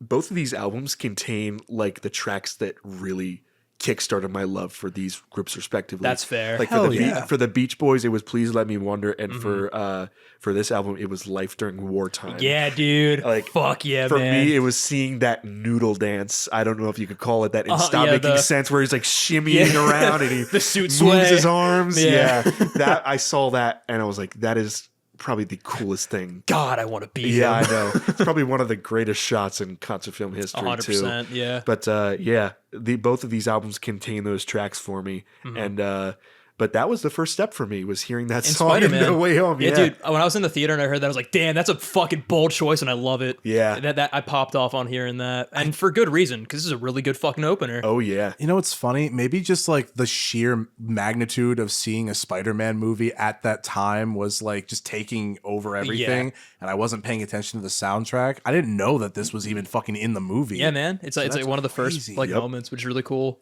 I'm gonna have to rewatch it. I need to rewatch that movie anyway. I haven't seen it since it came out. Same. So wild. But I really love this track a lot. I love that Robert Fripp is on this from King Crimson. Yes. Like Is he actually? yeah, he's doing the guitar work, man. Yeah, because Eno's producing, so they're all tight knit. He's probably like, "Hey, you want to come down and track some guitar?" We got the funny suit so guy in here. Crazy. He wasn't the funny suit That's guy right. yet. He was just the funny guy. He was the psycho killer. He's a funny guy. He's a funny guy. That guitar strumming pattern is fucking wicked. Sorry to That's cut so you good. off. No, yeah, I was actually about to comment on that because there's so many little layered guitar parts in here. It's insane. I mean, when you got Eno on the boards, there's gonna be like just so much to pick up on. Yeah. Of course. Yeah. I love just like the riff changes after each like Izumbra point in each stanza. I love the bass work on this specifically, just hitting those downbeats and just how prominent they are. It's almost like punctuation Yes. to each phrase. Yes. With the sparse involvement, it really makes it pop, I feel like. Sorry to cut you off. Nah, I just dude. like Thank you for complimenting my point. just holy shit. The vocals I also love a lot, specifically how they're arranged too. Like it's perfect. Just hearing like the different like pitches and just how like well layered they are. Yeah. It just sounds like just such this like bombastic, just kind of choir, just going off on like this Dadaist Yes. style. Yes. Which is really cool. These are basically these lyrics do mean not nothing. mean anything. Yeah. It's literally to paint a picture, and it's using a style of writing called Dadaism, which it's David has said itself that its predominant aim was to make sense of things that do not make sense. So you're using jargon Therefore, to you stop making sense. Yes, to stop making sense. Say that again. Wait. Say that again? But yeah, absolutely. It's the lyrics, even though they don't mean anything, they really paint the way an that- amazing picture. The way they flow is so and satisfying. they're so shouty and Yeah. like so tight with the backing track, and it's It's anthemic. yeah, It it's rocks. the coolest sound. The coolest sound. I would say that like this goes for the whole album. Most of the synthesizer sound choices that they use are pristine. I really love those like flute-like synths toward the end as they do a good job of filling the rest of the track. Yeah. One general thing that I feel like I liked more on this album that they definitely did on the last album too, or not the last album, the next album too.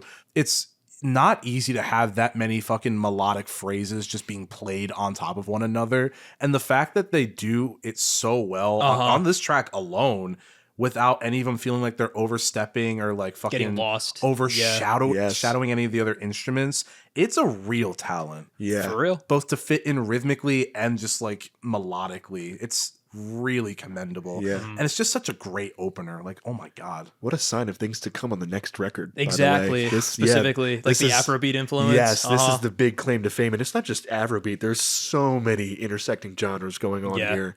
And it's literally a mixed bag. Like it's almost like every instrument is playing a different style. Oh, yeah. Yeah, and it's all coming together. Exactly. Somehow. Yeah, it's just amazing. There was kind of like a glam rock-esque feel to one of the songs later that I really fucking dug a lot, Yeah. which I'm excited to talk about that one. Well, shall we keep moving on then? Let's keep moving. Next up, we have Mind. I really just love how just sharp of like a switch up this is. Yeah. Just sounding like very sour with like those like guitar like licks juxtaposed with like this super playful instrumental on the choruses. I really like the bass licks a lot. It sounds very cosmic and out there, as well as the theremin. That's really fun inclusion as well. Yeah. I also really like the song structure and the verses where like Byrne just has like this conversation with someone just trying to convince them to like change their ways while like also just kind of like being a hypocrite in that kind of way as well. Yeah. I think it's just a really interesting kind of song and a nice follow-up as well. One thing that's really interesting about David is that he actually has high functioning Asperger's. So the way I look at it, when he writes his lyrics, he's coming at it from a purely rational standpoint. Yeah. And it's really interesting to see like what his perspective is on things and how he pens what his thoughts and feelings are towards them. Like basically almost purely from a rational standpoint. And as a result, all of the lyrics are super direct in their very purpose. blunt. Very blunt, very direct. Stream of conscious, Yeah, for sure. very stream of conscious, some of them. But I found myself finding a lot of this stuff on this record actually a lot more meaningful than I thought at first glance. I would 100% agree with that. Yeah. I know you had mentioned also for a later track that there was a meaning you had to kind of dig deeper for, and I'm very intrigued to know what that meaning is. Yes. Because we were talking about it earlier at work. In terms of this track, just right from the rip, I was a fan of it. I like the way that like the keys and the synth kind of interplay with one another. Totally. Yeah. I described the bass as like squiggly, which I really fucking enjoyed. I love how cymbal heavy the beat is, only to get grounded by the fucking clap on the downbeat. That shit really hit hard for me. Really allows the instruments to do their thing and not feel like, again, they're being overstepped or anything like that. I could see the argument that this might be like a little bit repetitive, but it wasn't enough for me to complain. I feel like it's like hard not to marvel at just how good all the musicians are in this fucking track. Totally. This for me is where the groove begins on the record. Yeah. This is it. We're off to the races. It's just the 4 on the floor drum pattern with it's simple, but it works. It drives it so heavy, especially with that bass. Yep.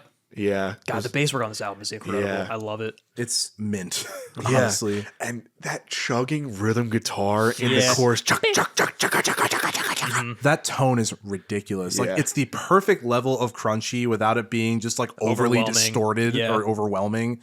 And they mix it in so well too. Yeah, dude. Yeah. Anything else about mine, or shall we move on? We can move on. Next up, we have Paper, a fan favorite from this album.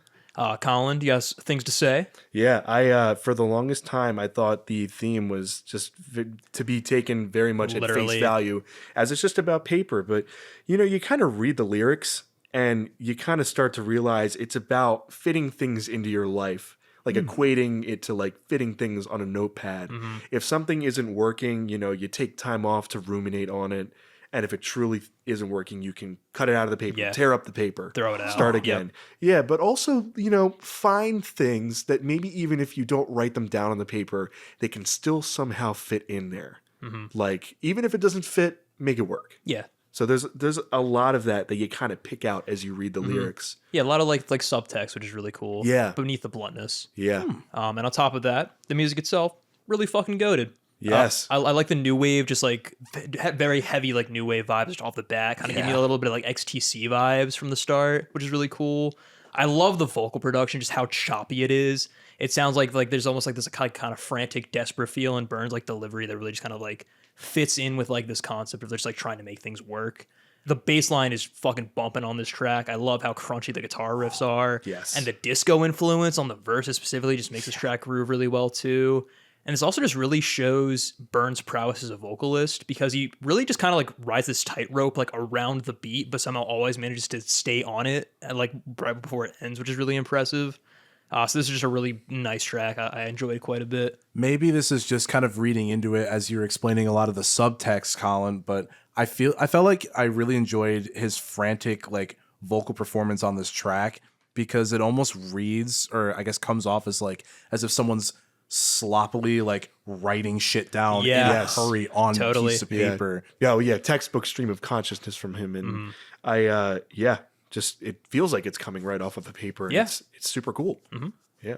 I love the fucking delay effects on the guitar picking pattern. The guitars and the drums, of course, are doing their thing, but like you mentioned, AJ, the bass is fucking exquisite. It's so good. Yeah, especially that chorus.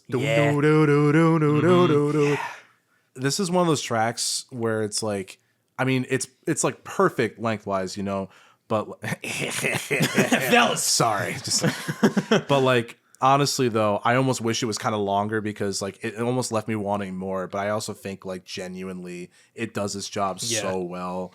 This has been a frequent re-listen. Spoilers for the end of my notes, but yeah. Anything else? Because I'm excited to move on this next track. Oh yeah. Dude, I fucking love Cities. This is a favorite for me. This one bangs so hard. I love just like how much it grooves, specifically how prevalent the bass line is. I love the pianos on this track too, and just the overall way that it's produced, because there's like these like little just kind of like percussive hits or just like sound effects that just really embody just like the chaos of living in a city. Yeah. Which is what this track's all about. Yeah, don't forget the lyrics. Of course, man. Fucking, what was it? Home of something in ancient Home Greece. of Elvis, the ancient Greek. There it is. Do I smell home cooking? Dude, it's only the river. Good points. The way that it just captures the tension of just city life in general was like exquisitely done. Yeah. Everything aesthetically from the ground up was just like so masterfully like produced, arranged, crafted. Hearing like Burn just like slowly get more and more just like frantic and hectic as he's just like getting overwhelmed by just like the city life. Yeah, I think it's not just about living in the city, but also it's about finding a city. Yeah, it's about finding a place to live. Like you're kind of going through the process while you're also making these little innocuous observations about the environment. There's good points. There's bad points. Yeah. Dry ice factory, home cooking, like stuff like that. Like, should I live here? And as the song goes on, the vocal performance gets more erratic. It's like he's realizing, okay, I got to find somewhere before it's too late. Almost like animalistic. I mean? Yeah, exactly. Yeah. That's exactly what it is. It's also the repetitiveness of the backing track helps to like nail this home. It's like looking for different places. It can start to feel kind of samey after a while, and really looking at those little innocuous little things is what separates each sort of instance. Yeah. So if you like those like little differences in like the left or the right channel, just kind of like separates it, makes it stand out. Yeah. And also, just you mentioned it offhand. Every little piece of like little like things, musique concrète. like there's an anvil sound at the end. It's just the little things that make this such a rewarding sonic experience. It feels like a very lived-in song. Which is perfect. Absolutely. I know I mentioned like the Elvis and ancient Greeks line, but also just the way that he's kind of like talking about like almost power dynamics of like rich people. Like they're kind of living comfortably, but like poor people are like fending for themselves in this kind of like bustling environment. It's really well done. I also love, you mentioned the piano. I feel like the e-piano is something to be really appreciated, as like it's kind of used minimally in comparison to the other instruments, but where it does kind of like poke in every once in a while, it doesn't feel like it's just like invading or intruding. No, it fits right in. It's incredible. Yeah. I also like the guitar solo. Yeah, dude. To me, it comes off as like you're driving your car to a new city and the engine's driving like, like that kind of thing. That's pretty sick. Rad. Yeah, that's what I think of it. Yeah. Word. I could definitely see that. Anything else about cities? I'm good. Because we got another banger. Oh, yeah. Oh, I was just going to say it very much points to what I like about city pop just as a genre, because it emulates that without exactly being a city pop song. It's a fair point. But anyway. We got a banger. Next up is Life During Wartime, one of Talking Heads' biggest songs. My God. This track is goated. This was the song for me. Yeah. This was it. It's to me, it's the song with the least complicated arrangement, but it's the most effective, like thematic wise. Like you're just moving the whole time, like the urban guerrilla that it's talking about. You know what I mean? It's for real. It's talking about urban guerrilla warfare. It's set in a dystopian New York City scenario, but I kind of. Part of me thinks it's kind of taking themes from like what was going on with the like the IRA and the Troubles at the time over in Northern Ireland. I see a lot of that because there was a lot of guerrilla warfare going on up there. So to hear like Burns' perspective on that is really fascinating. And how he incorporates that with the overall musical stylings is excellent. Which Byrne is actually he's not from Ireland, but he's from Scotland. I see. Yeah, they moved to the United States when he was very young, and he actually got picked on for his accent that he did pick up. So he lost that pretty quickly. But yes, he is Scottish born. All right. I didn't know that. Yes. Look at that. Learn something new every day on this podcast. That's right. Tune in next week. Or you will learn absolutely nothing, I promise you. You're gonna get dumber next week. I sure do when I edit it. But anyway, I love how the synths are almost acting like this fucking horn section. Yeah. It's rad. Like we return to the hand drums too, and they're spread like so wide in the stereo mix. I love the part where the guitar takes the back seat against the rest of the instrumental. Those upbeat accents, man. Yeah. It just kind of like hovers over the back of the mix, but like in a non-fatiguing way. And the fucking rhythm guitarist, he adds plenty and knows when to detract, and just, oh my God, it's never too much, which I love. Even though it feels like the guitar is like on top of everything else, it's really cool to see his contributions. Yeah. Totally. Yeah. One thing I also thought about is that the way the drum and the bass lines kind of are married to each other, which by the way, Yep. they're drummer Chris and bassist Tina are married in real life. Word. So, Yeah. and they are still together to this day. Rock's best couple. Hey, look at that. Fuck Yeah. yeah. So, but yeah, I really like how the two kind of marry with one another because the drums are playing this very straightforward four on the floor pattern, but then the Tina's bass pattern is kind of hitting the offbeats, so the bass line is kind of bouncing around the drums. They're like dancing around one another. It's so awesome. It works really well. Yeah, I Very, agree. very well. Like hearing like those accents, and then it kind of like goes in like a little kind of like descending, but like don't, ba da da da. Yeah. It's so fucking awesome. I love Burns' vocals on the chorus specifically, just like how manic and panic they are, and just the rhyme scheme is really fun too. Yeah. This ain't no party. Yeah. This ain't no disco. I got some breadsticks, some peanut butter. I would argue that this is part of like, in my opinion, like a 6-track run on this album. Yes. That's valid. Yes. Like, yeah. So just each track, The first half of this album is really fucking good. like immaculate, dare I say. I also just love like the paranoia that this track kind of captures by just like living during wartime and just like what you have to do to like survive or just get away from it. Constant vigilance about potential danger, whether you're going to make it through the day. What's the what next the future holds. Yeah, what's the next move? What do we do from here? You got to keep moving. And what I love specifically about that is that the track like never ends because it's like there's always like more things to like be aware of. It just fades out as he's just like singing another verse, which is so clever. I love that. Yeah, I love that too. Anything else, or shall I move on? I have another little fun fact. Another fun Lay fact. it on us. The alternate version that is available on the 2005 deluxe release of this song, it's basically the same backing track with the added addition of an unreleased rhythm guitar part that is played over top of the whole track. Let me tell you, it's David playing the rhythm guitar. He is laying into it. He is going berserk. Oh shit. He's the most aggressive, bombastic, like angry playing I've ever heard, and it's the coolest thing. He's like going the entire time. He's just shredding. What version is this? It is the alternate version that's available on the 2005 remaster. Word. Okay. Yeah. It's so interesting to hear. It's totally different because of that track. It did not make the final cut, but Jesus, it is interesting. Do you have a preference over which one? Definitely the original, but that version is so raw because you can literally hear the moment where David's arm is just like, I can't do it anymore, and he just gives out and lets the strings go slack, and he like the tape stops. Okay, it's so cool. I really encourage checking out that alternate take if you haven't heard it. Yeah. It's a very cool way of listening to this. I'll definitely have to do that because I've never heard that version before. Bro, like, so for a little bit of insider as to how I listen to this album, I actually like listen to the base album, but the remastered versions of each track. I skipped over the alternate tracks, but I think I'm going to have to listen to them now. Yeah. The just a little side note though, the Talking Heads remasters are kind of a mixed bag because with this album in particular, if you listen to the original, they punched up this 2005 master quite a bit. Gotcha. It's very punchy, which not saying the original wasn't, but this is like a whole different level. And there was a lot of controversy because this is around the time they also mixed the albums for surround sound. Okay. And the surround mixes are completely different. Gotcha. I see. I think, I gotta be honest, I think the surround mix of Fear of Music is probably the worst. Gotcha. Out of the bag. Yeah.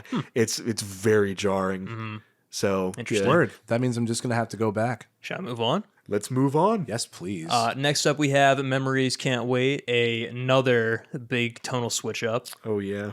This one kind of reminds me of like late stage Bowie a little bit. Yeah. With like the vocal delivery. A little bit there, yeah.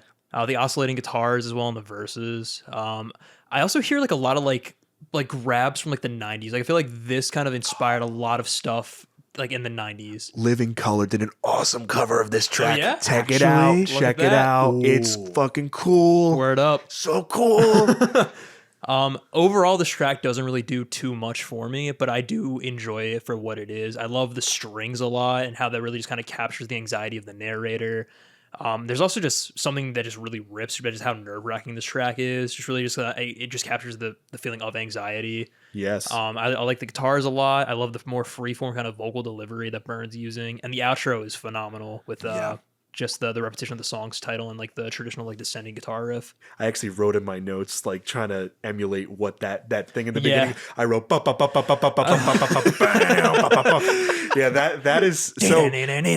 That's not a synth. That's actually a guitar track that is heavily played with, and it's so cool. I think he's like switching between the pickups or something. The shit that's droning through the whole song, that's a guitar? Yep. That's crazy. Yeah, and the guitar in that little like squeal, screech, whatever you want to call it in the chorus, that's a guitar too. Very cool. Yeah, this is probably I think the most overt like Brian Eno stretching his legs, be like, okay, let's drop the hammer, let's see what we can do here, and it really works because this is probably one of the most dramatic moments on the album, and it's a perfect closer to side A. Yeah. Right from the rip, I really enjoyed this harder sound that they had on this track.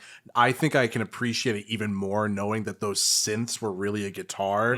That's fucking impressive. Yes. From just how much it just lays into it from the jump.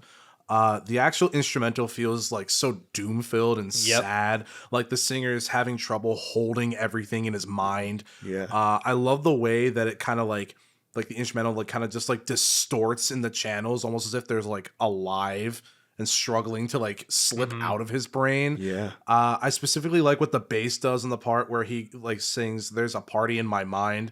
That shit just like really hit hard for me. Honestly, just a lot of the sentiments of this song hit hard for me. Yeah. Because, you know, like you think you're going to remember things forever, but in reality, as you get older, some things get like augmented or just like disappear in the background. Yeah. Which I think is so interesting how he had such a frantic grasp on it lyrically.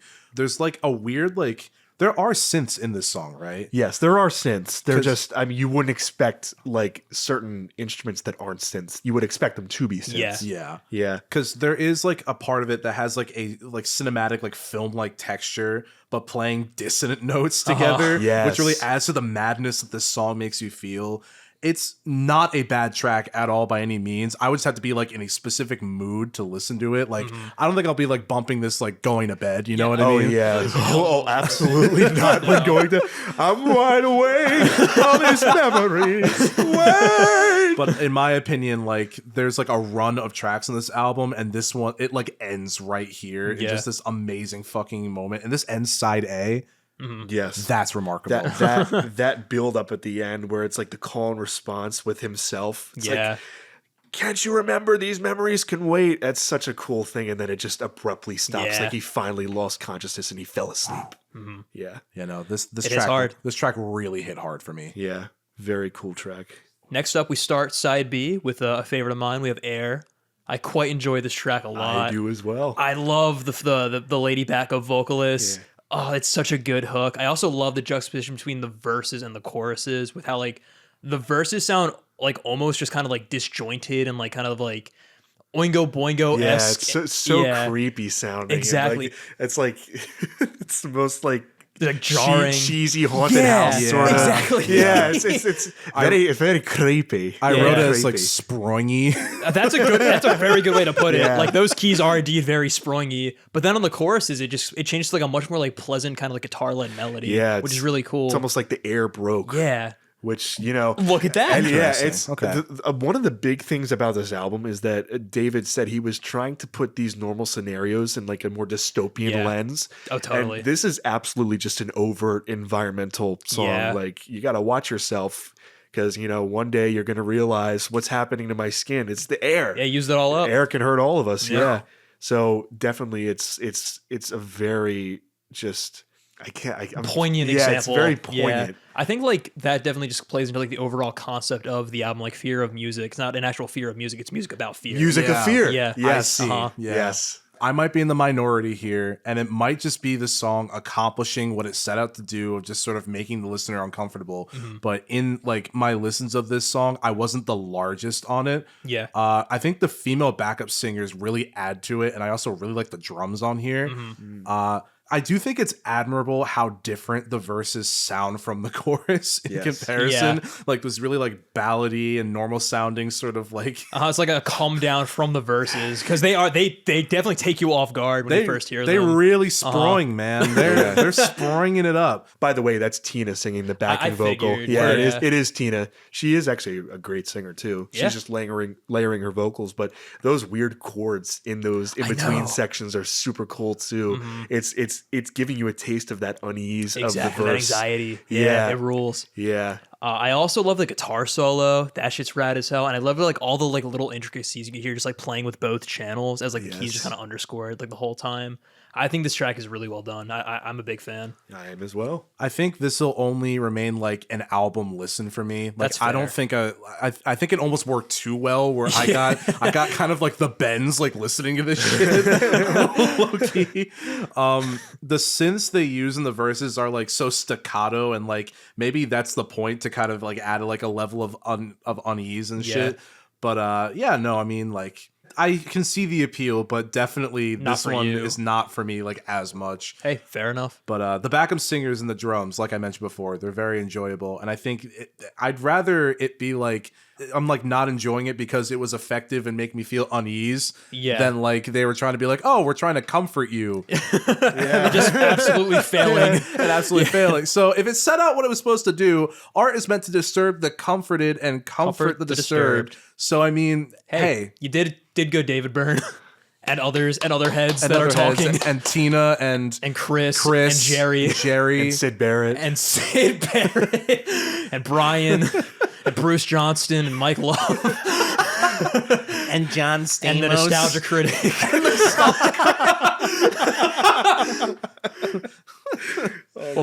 I can't wait for the song about the Bat credit card. The Bat credit card. They had the balls. We're not gonna go into that. Before we keep going on, we know how much you want that bit, but we're not gonna keep going. That was season 3, season 4, whole new era. Before we go on any more tangents, shall we hop into this next track? Let's do it. Next up is Heaven. This is one of my favorites. Oh yeah, I love this track. This is the one with like the glam rock elements, specifically with the piano on here and how it's just fucking blocky with those chords. I really vibe with that, and I also kind of like how Dave. Yeah, why did I question his name? I like how David Byrne kind of takes more of a sincere vocal approach to this. For real. I feel like for the song topic, which I'm sure you have a lot to say about the song topic and stuff like that, I really liked the way that they approached it generally. Yeah, this is, for me, it's the calmest part of the album. It's a nice bit of respite. Yes. It's like the eye of the storm, and you're just, okay, let's take a breather. Let's take a breather real quick. Let's relax. And that's a good way to put it. It's just a very slow and comforting. But the subject matter, it's talking about heaven as it's a place of good things over and over that never changes. And it's talking about these things both as a blessing and a curse. Because nothing ever happens. Yeah, exactly. The verses almost sound like it's comforting to the speaker, but then the chorus comes along and he's like crying out, nothing ever happens. And it's so sad. And it's overall just very poignant, contrasting themes in there as looking at something like that in both ways. Exactly. Because it's like, it's fear, it's like in an existential kind of way, which is really, really cool.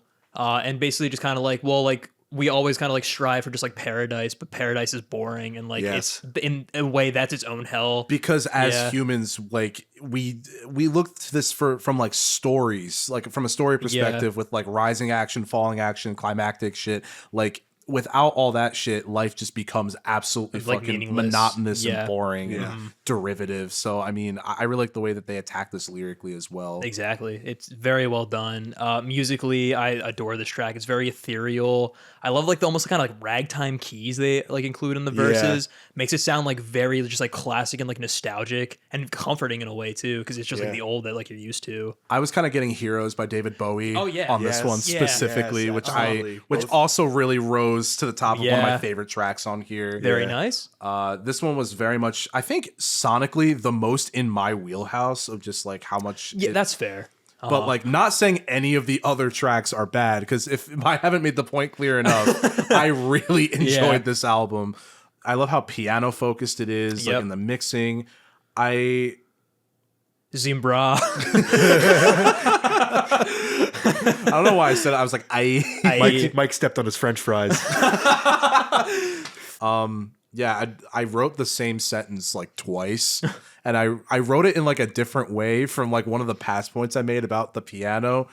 I guess I was just in such excitement. I was like, wow, I got to bring this up again. Like, so that's why I paused. That's fair. I want to give another shout out to the bass specifically. They have a lot of like fun licks in the choruses, and the last chorus is such a good moment. Yes, where it subtly changes, where like they add like a little bit more like key licks that are emphasized. There's like this nice like slide guitar riff that kind of like sends it off. It just feels like a really like proper ending to this track. It feels very climactic, which I love a lot. Yeah.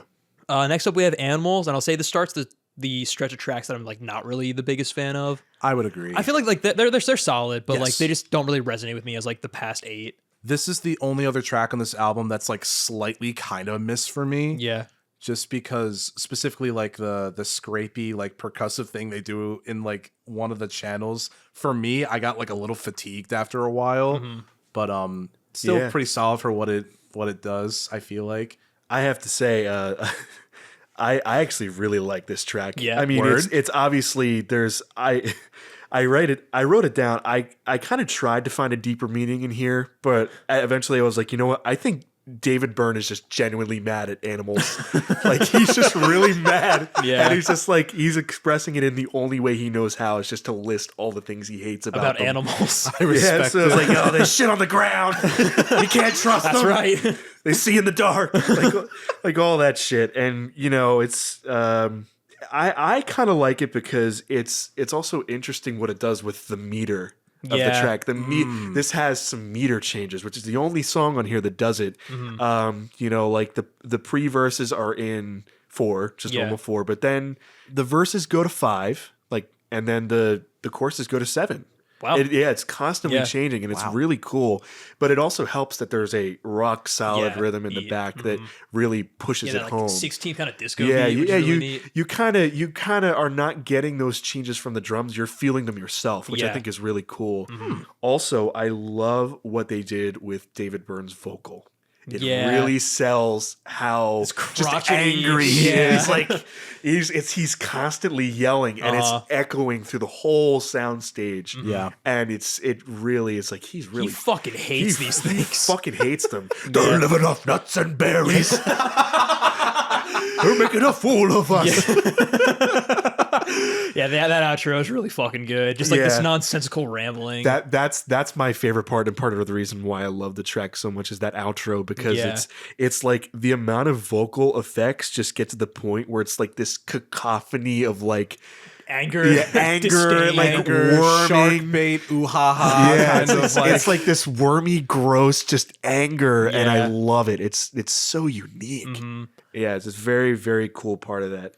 I think I saw a lyrical analysis on this track, because I was like reading Genius to follow along with the lyrics, because like sometimes they just kind of like wash over me, and it kind of like compared what David Byrne is talking about to like people who kind of like try to find a scapegoat for their problems, and like kind of boiling it down, where David Byrne is like using animals, something that is just very natural and has been here before humans, as just like a way to just kind of like blame all their problems on.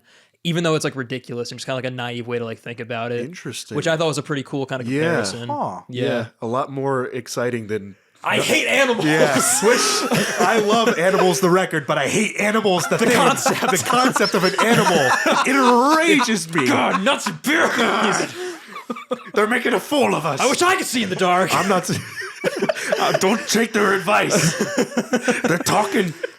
Yeah, it's like he's talking about animals like they know something we don't. They know more than they let on. Exactly. It really I also like, because it's just buying into that whole theme of paranoia in this record. It's like the animals are even in on it. Can you believe this? Yeah, guys, we are fucked. We are fucked. Alan. Yes. Oh wow. We are so fucked. Do you realize something? Oh my god, it's the got animals, lightheaded. they're eating nuts and berries. Oh my god. I just got fucking lighted. That really got me. Yeah, I gotta be honest. I love this track because it's just a treasure trove of like little moments that like we all know and we laugh at. I definitely see where you come from, where it's kind of a miss for the both of you, but I love this track. Hey, fair enough. Yeah, I actually do kind of go out of my way to listen to this sometimes. Word up. Yeah. I mean, the fact that someone could pull like such enjoyment at this stage of the album, track list wise, too, really just is a testament to the pacing overall. I feel like. Yeah, because this album is paced very well. indeed. Anything else? Or shall I move on? Let's keep going. All right. Penultimate track, we have Electric Guitar. I like this one a lot. I love the commentary of this track specifically. Me too. I love just how musically this reminds me of Earthbound a lot. I could, from what I know of Earthbound, I can kind of see that. Just like the goofy kind of warbly key fonts. It just sounds like very silly, but like the music or like the lyrical concept itself are just talking about like how rock music is like used as like a scapegoat and like it's demonized like the media and Never listen to Never electric guitar. Yeah, that shit was really awesome. It's very, very cool. The sort of like almost marching feel of an army with like a sci-fi twist that the song feels has. like authoritarian, which is so fucking rad with this concept. That bass sound, because that like I read that they wanted it to really sound like a tuba, and that's what makes it feel like it. And I can really see that because it's so like almost like bulbous and inflated almost in the way that they make it sound. It's really present, but it has this like impending fear, one might say. You know what I mean? Oh, say that again. Of music. Animals. Oh fuck. Shit. Oh no. Sorry, that's the next album. I find it funny, like in an ironic sense, like the song is mostly hi-hats, bass, and synth, and like the most minimal amount of guitar possible. I think stylistically, that's such a nice like middle finger because of the title. I really just love the message of like rock music, fucking the whole media paranoia thing, like you mentioned before. Yeah, just trying to dictate what is good versus what is bad and what you're looking for, and how like you can manipulate someone's perception based off lies. Yeah. And that stuff only got worse out after this song, which is really funny with like Tipper Gore and the PMRC. Yeah. That to me is the funniest part, that they predicted it. Yeah, they predicted it. It got even worse. Nowadays you don't really see that, but that sort of time that was period. A big era. Yeah, that was the definite peak of censorship. Tipper Gore and and Purple Rain. Yeah. What a time, honestly. Oh, the 80s. Yeah. I think one more thing I'll say is that with this message, I also like how they kind of flip the concept of like demonizing rock and roll from the 50s by kind of implementing like more like new wave production techniques and like instrumentation stylings with like the synthesizers and like you said, the lack of guitar. I think this is kind of like a cool way to kind of like flip this concept on its head and show that like it will always kind of happen. Yeah. But with that, shall we move on to the final track? Yes, we shall. That is a good final track. Drugs. That's true. Yes. There's no bull sessions on this one. Only drugs. Only drugs. Who brought the drugs to the bull You're session? stepping on my fentanyl. With extra onions or like I think initially this kind of hit hard, like sorry, not hit hard. It hit me in a weird way as a closer at first, but I grew to love it a lot. Yeah. I really think, and this might be kind of a stretch, I feel like Ween pulled inspiration for this track particular, and like that's why Frank is the way it is off of the pod. Can you kind of see it a little bit? There's like a little aspect of it that kind of has this weird like grimy like drudging like give me a pork roll, egg and cheese if you please, with some gravy fries.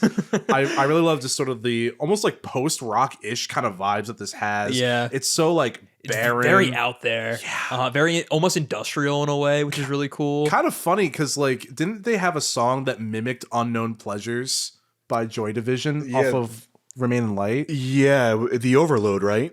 Yes. The 4 out of 5 out of 10, as Tom said. Yes, the Overload. Which also it's funny because this song it's kind of like E. Zimbra points to the Afrobeat influences on Remain in Light.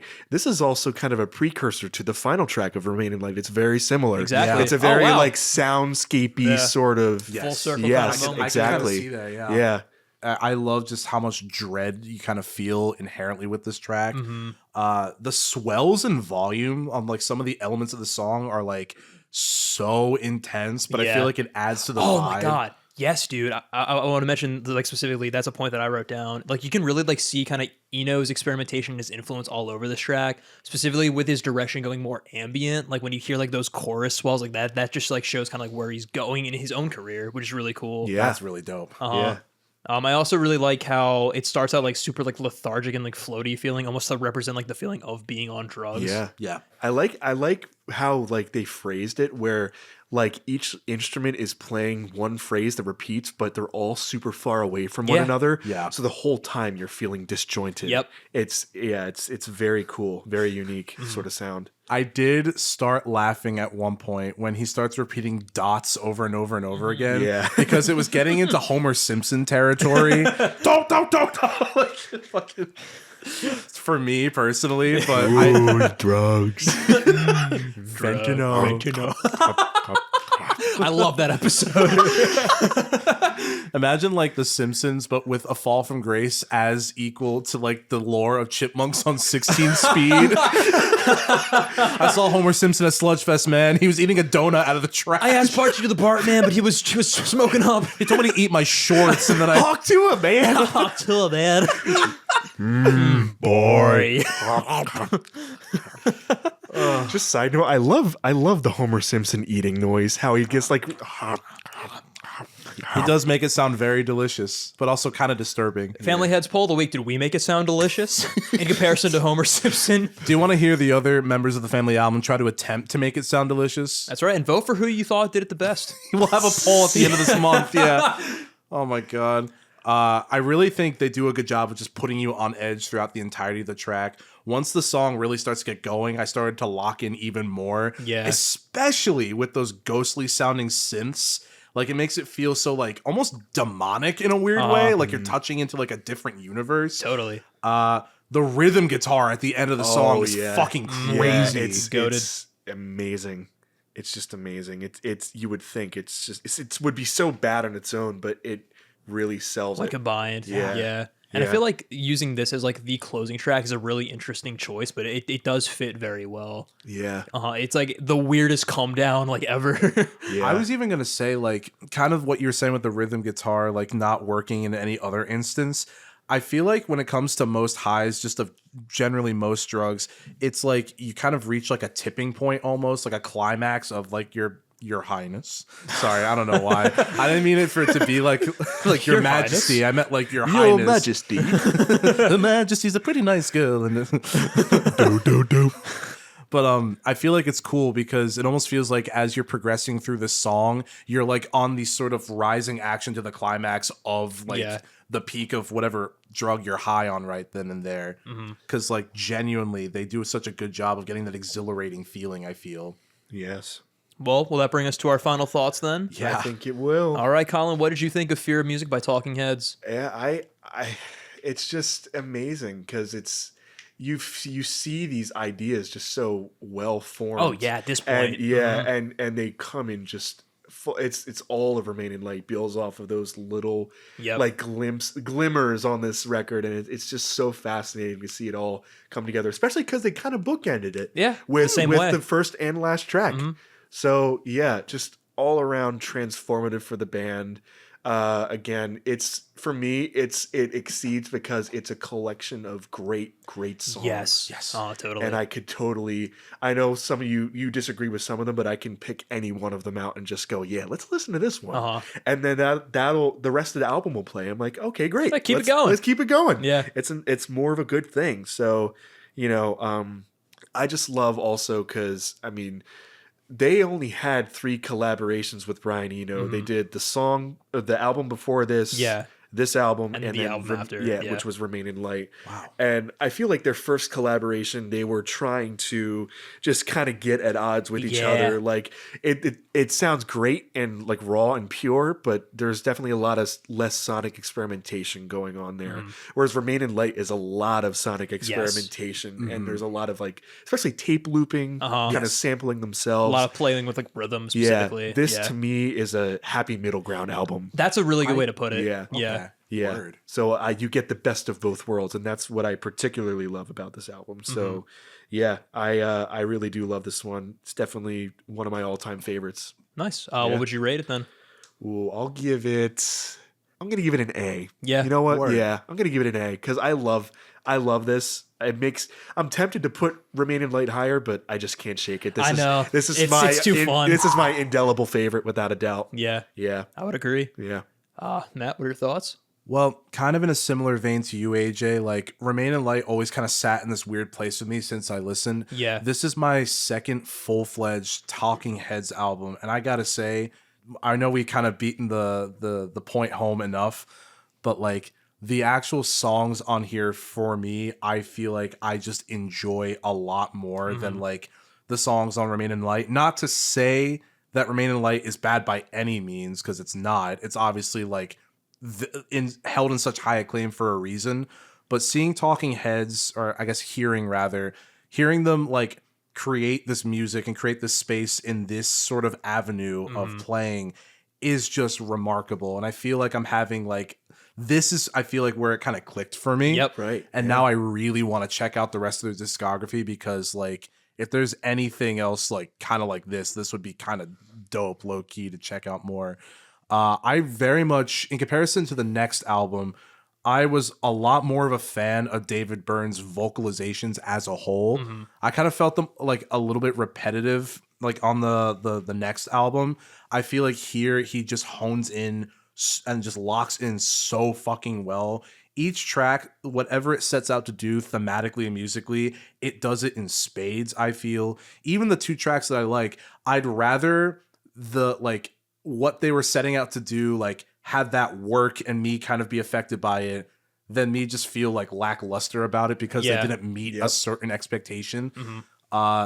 I think, honestly, as sparse as the lyricism is on this album, it works on every single track too. Like, there was never a moment where I was like, oh, I feel like the lyrics kind of like fell short here. Like, no, they locked in. They locked in, and when you find like the sort of subtext, as you were explaining, Colin, it genuinely kind of starts to make the album feel, honestly, like a lot more cohesive than one might expect. Yep. So, man, gosh, rating wise, honestly, I would give this like an A minus. This is really enjoyable, and I feel like almost in a similar vein as like, not comparing these two bands like at all because they're fucking different as fuck, but in a similar vein to how like Pinkerton was and how it landed for me, like in comparison to Blue, I feel like this is that for like Remain in Light and like Fear of Music.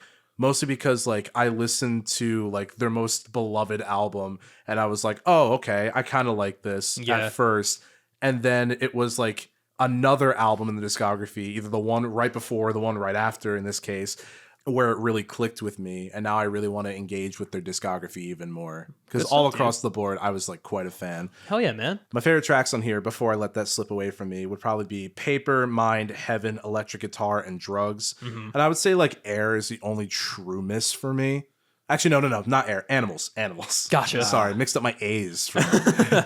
But I would say number-wise, that's really tough. This could fluctuate because I really enjoyed it. But we have to see how the rest of the season shakes out. That's a fair point. I mean, I'm willing to let this sit at like a nice 7.5 because this is really, really fucking good. All right. I will definitely be returning to a lot of these tracks outside the album. And honestly, I'll just return to this album in general, especially that alternate take where he apparently adds extra guitar. You guys, I can't stress it enough. You're going to be blown away when you hear that. Because it was such a knee jerk when I first heard it. But yeah. And the Living Color cover of Memories Can't Wait. Yes. I'm going to have to listen to that too because I've been getting the Living Color as well.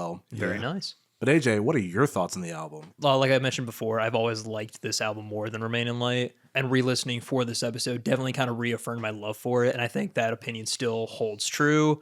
Though I'm not sure about Speaking in Tongues versus this one. I'd have to do a little back to back because I love like on this podcast, like when we have discussions that like kind of shapes my opinion as like we kind of go through. No, for real. Like I like this album, not to interject, but I like this album like from the jump when I listened to it. But I will say our discussion and the collective enthusiasm really helped bolster my opinions, I feel like. Yeah. So anyway, sorry to interrupt. Nah, dude, I'm glad you feel the same way.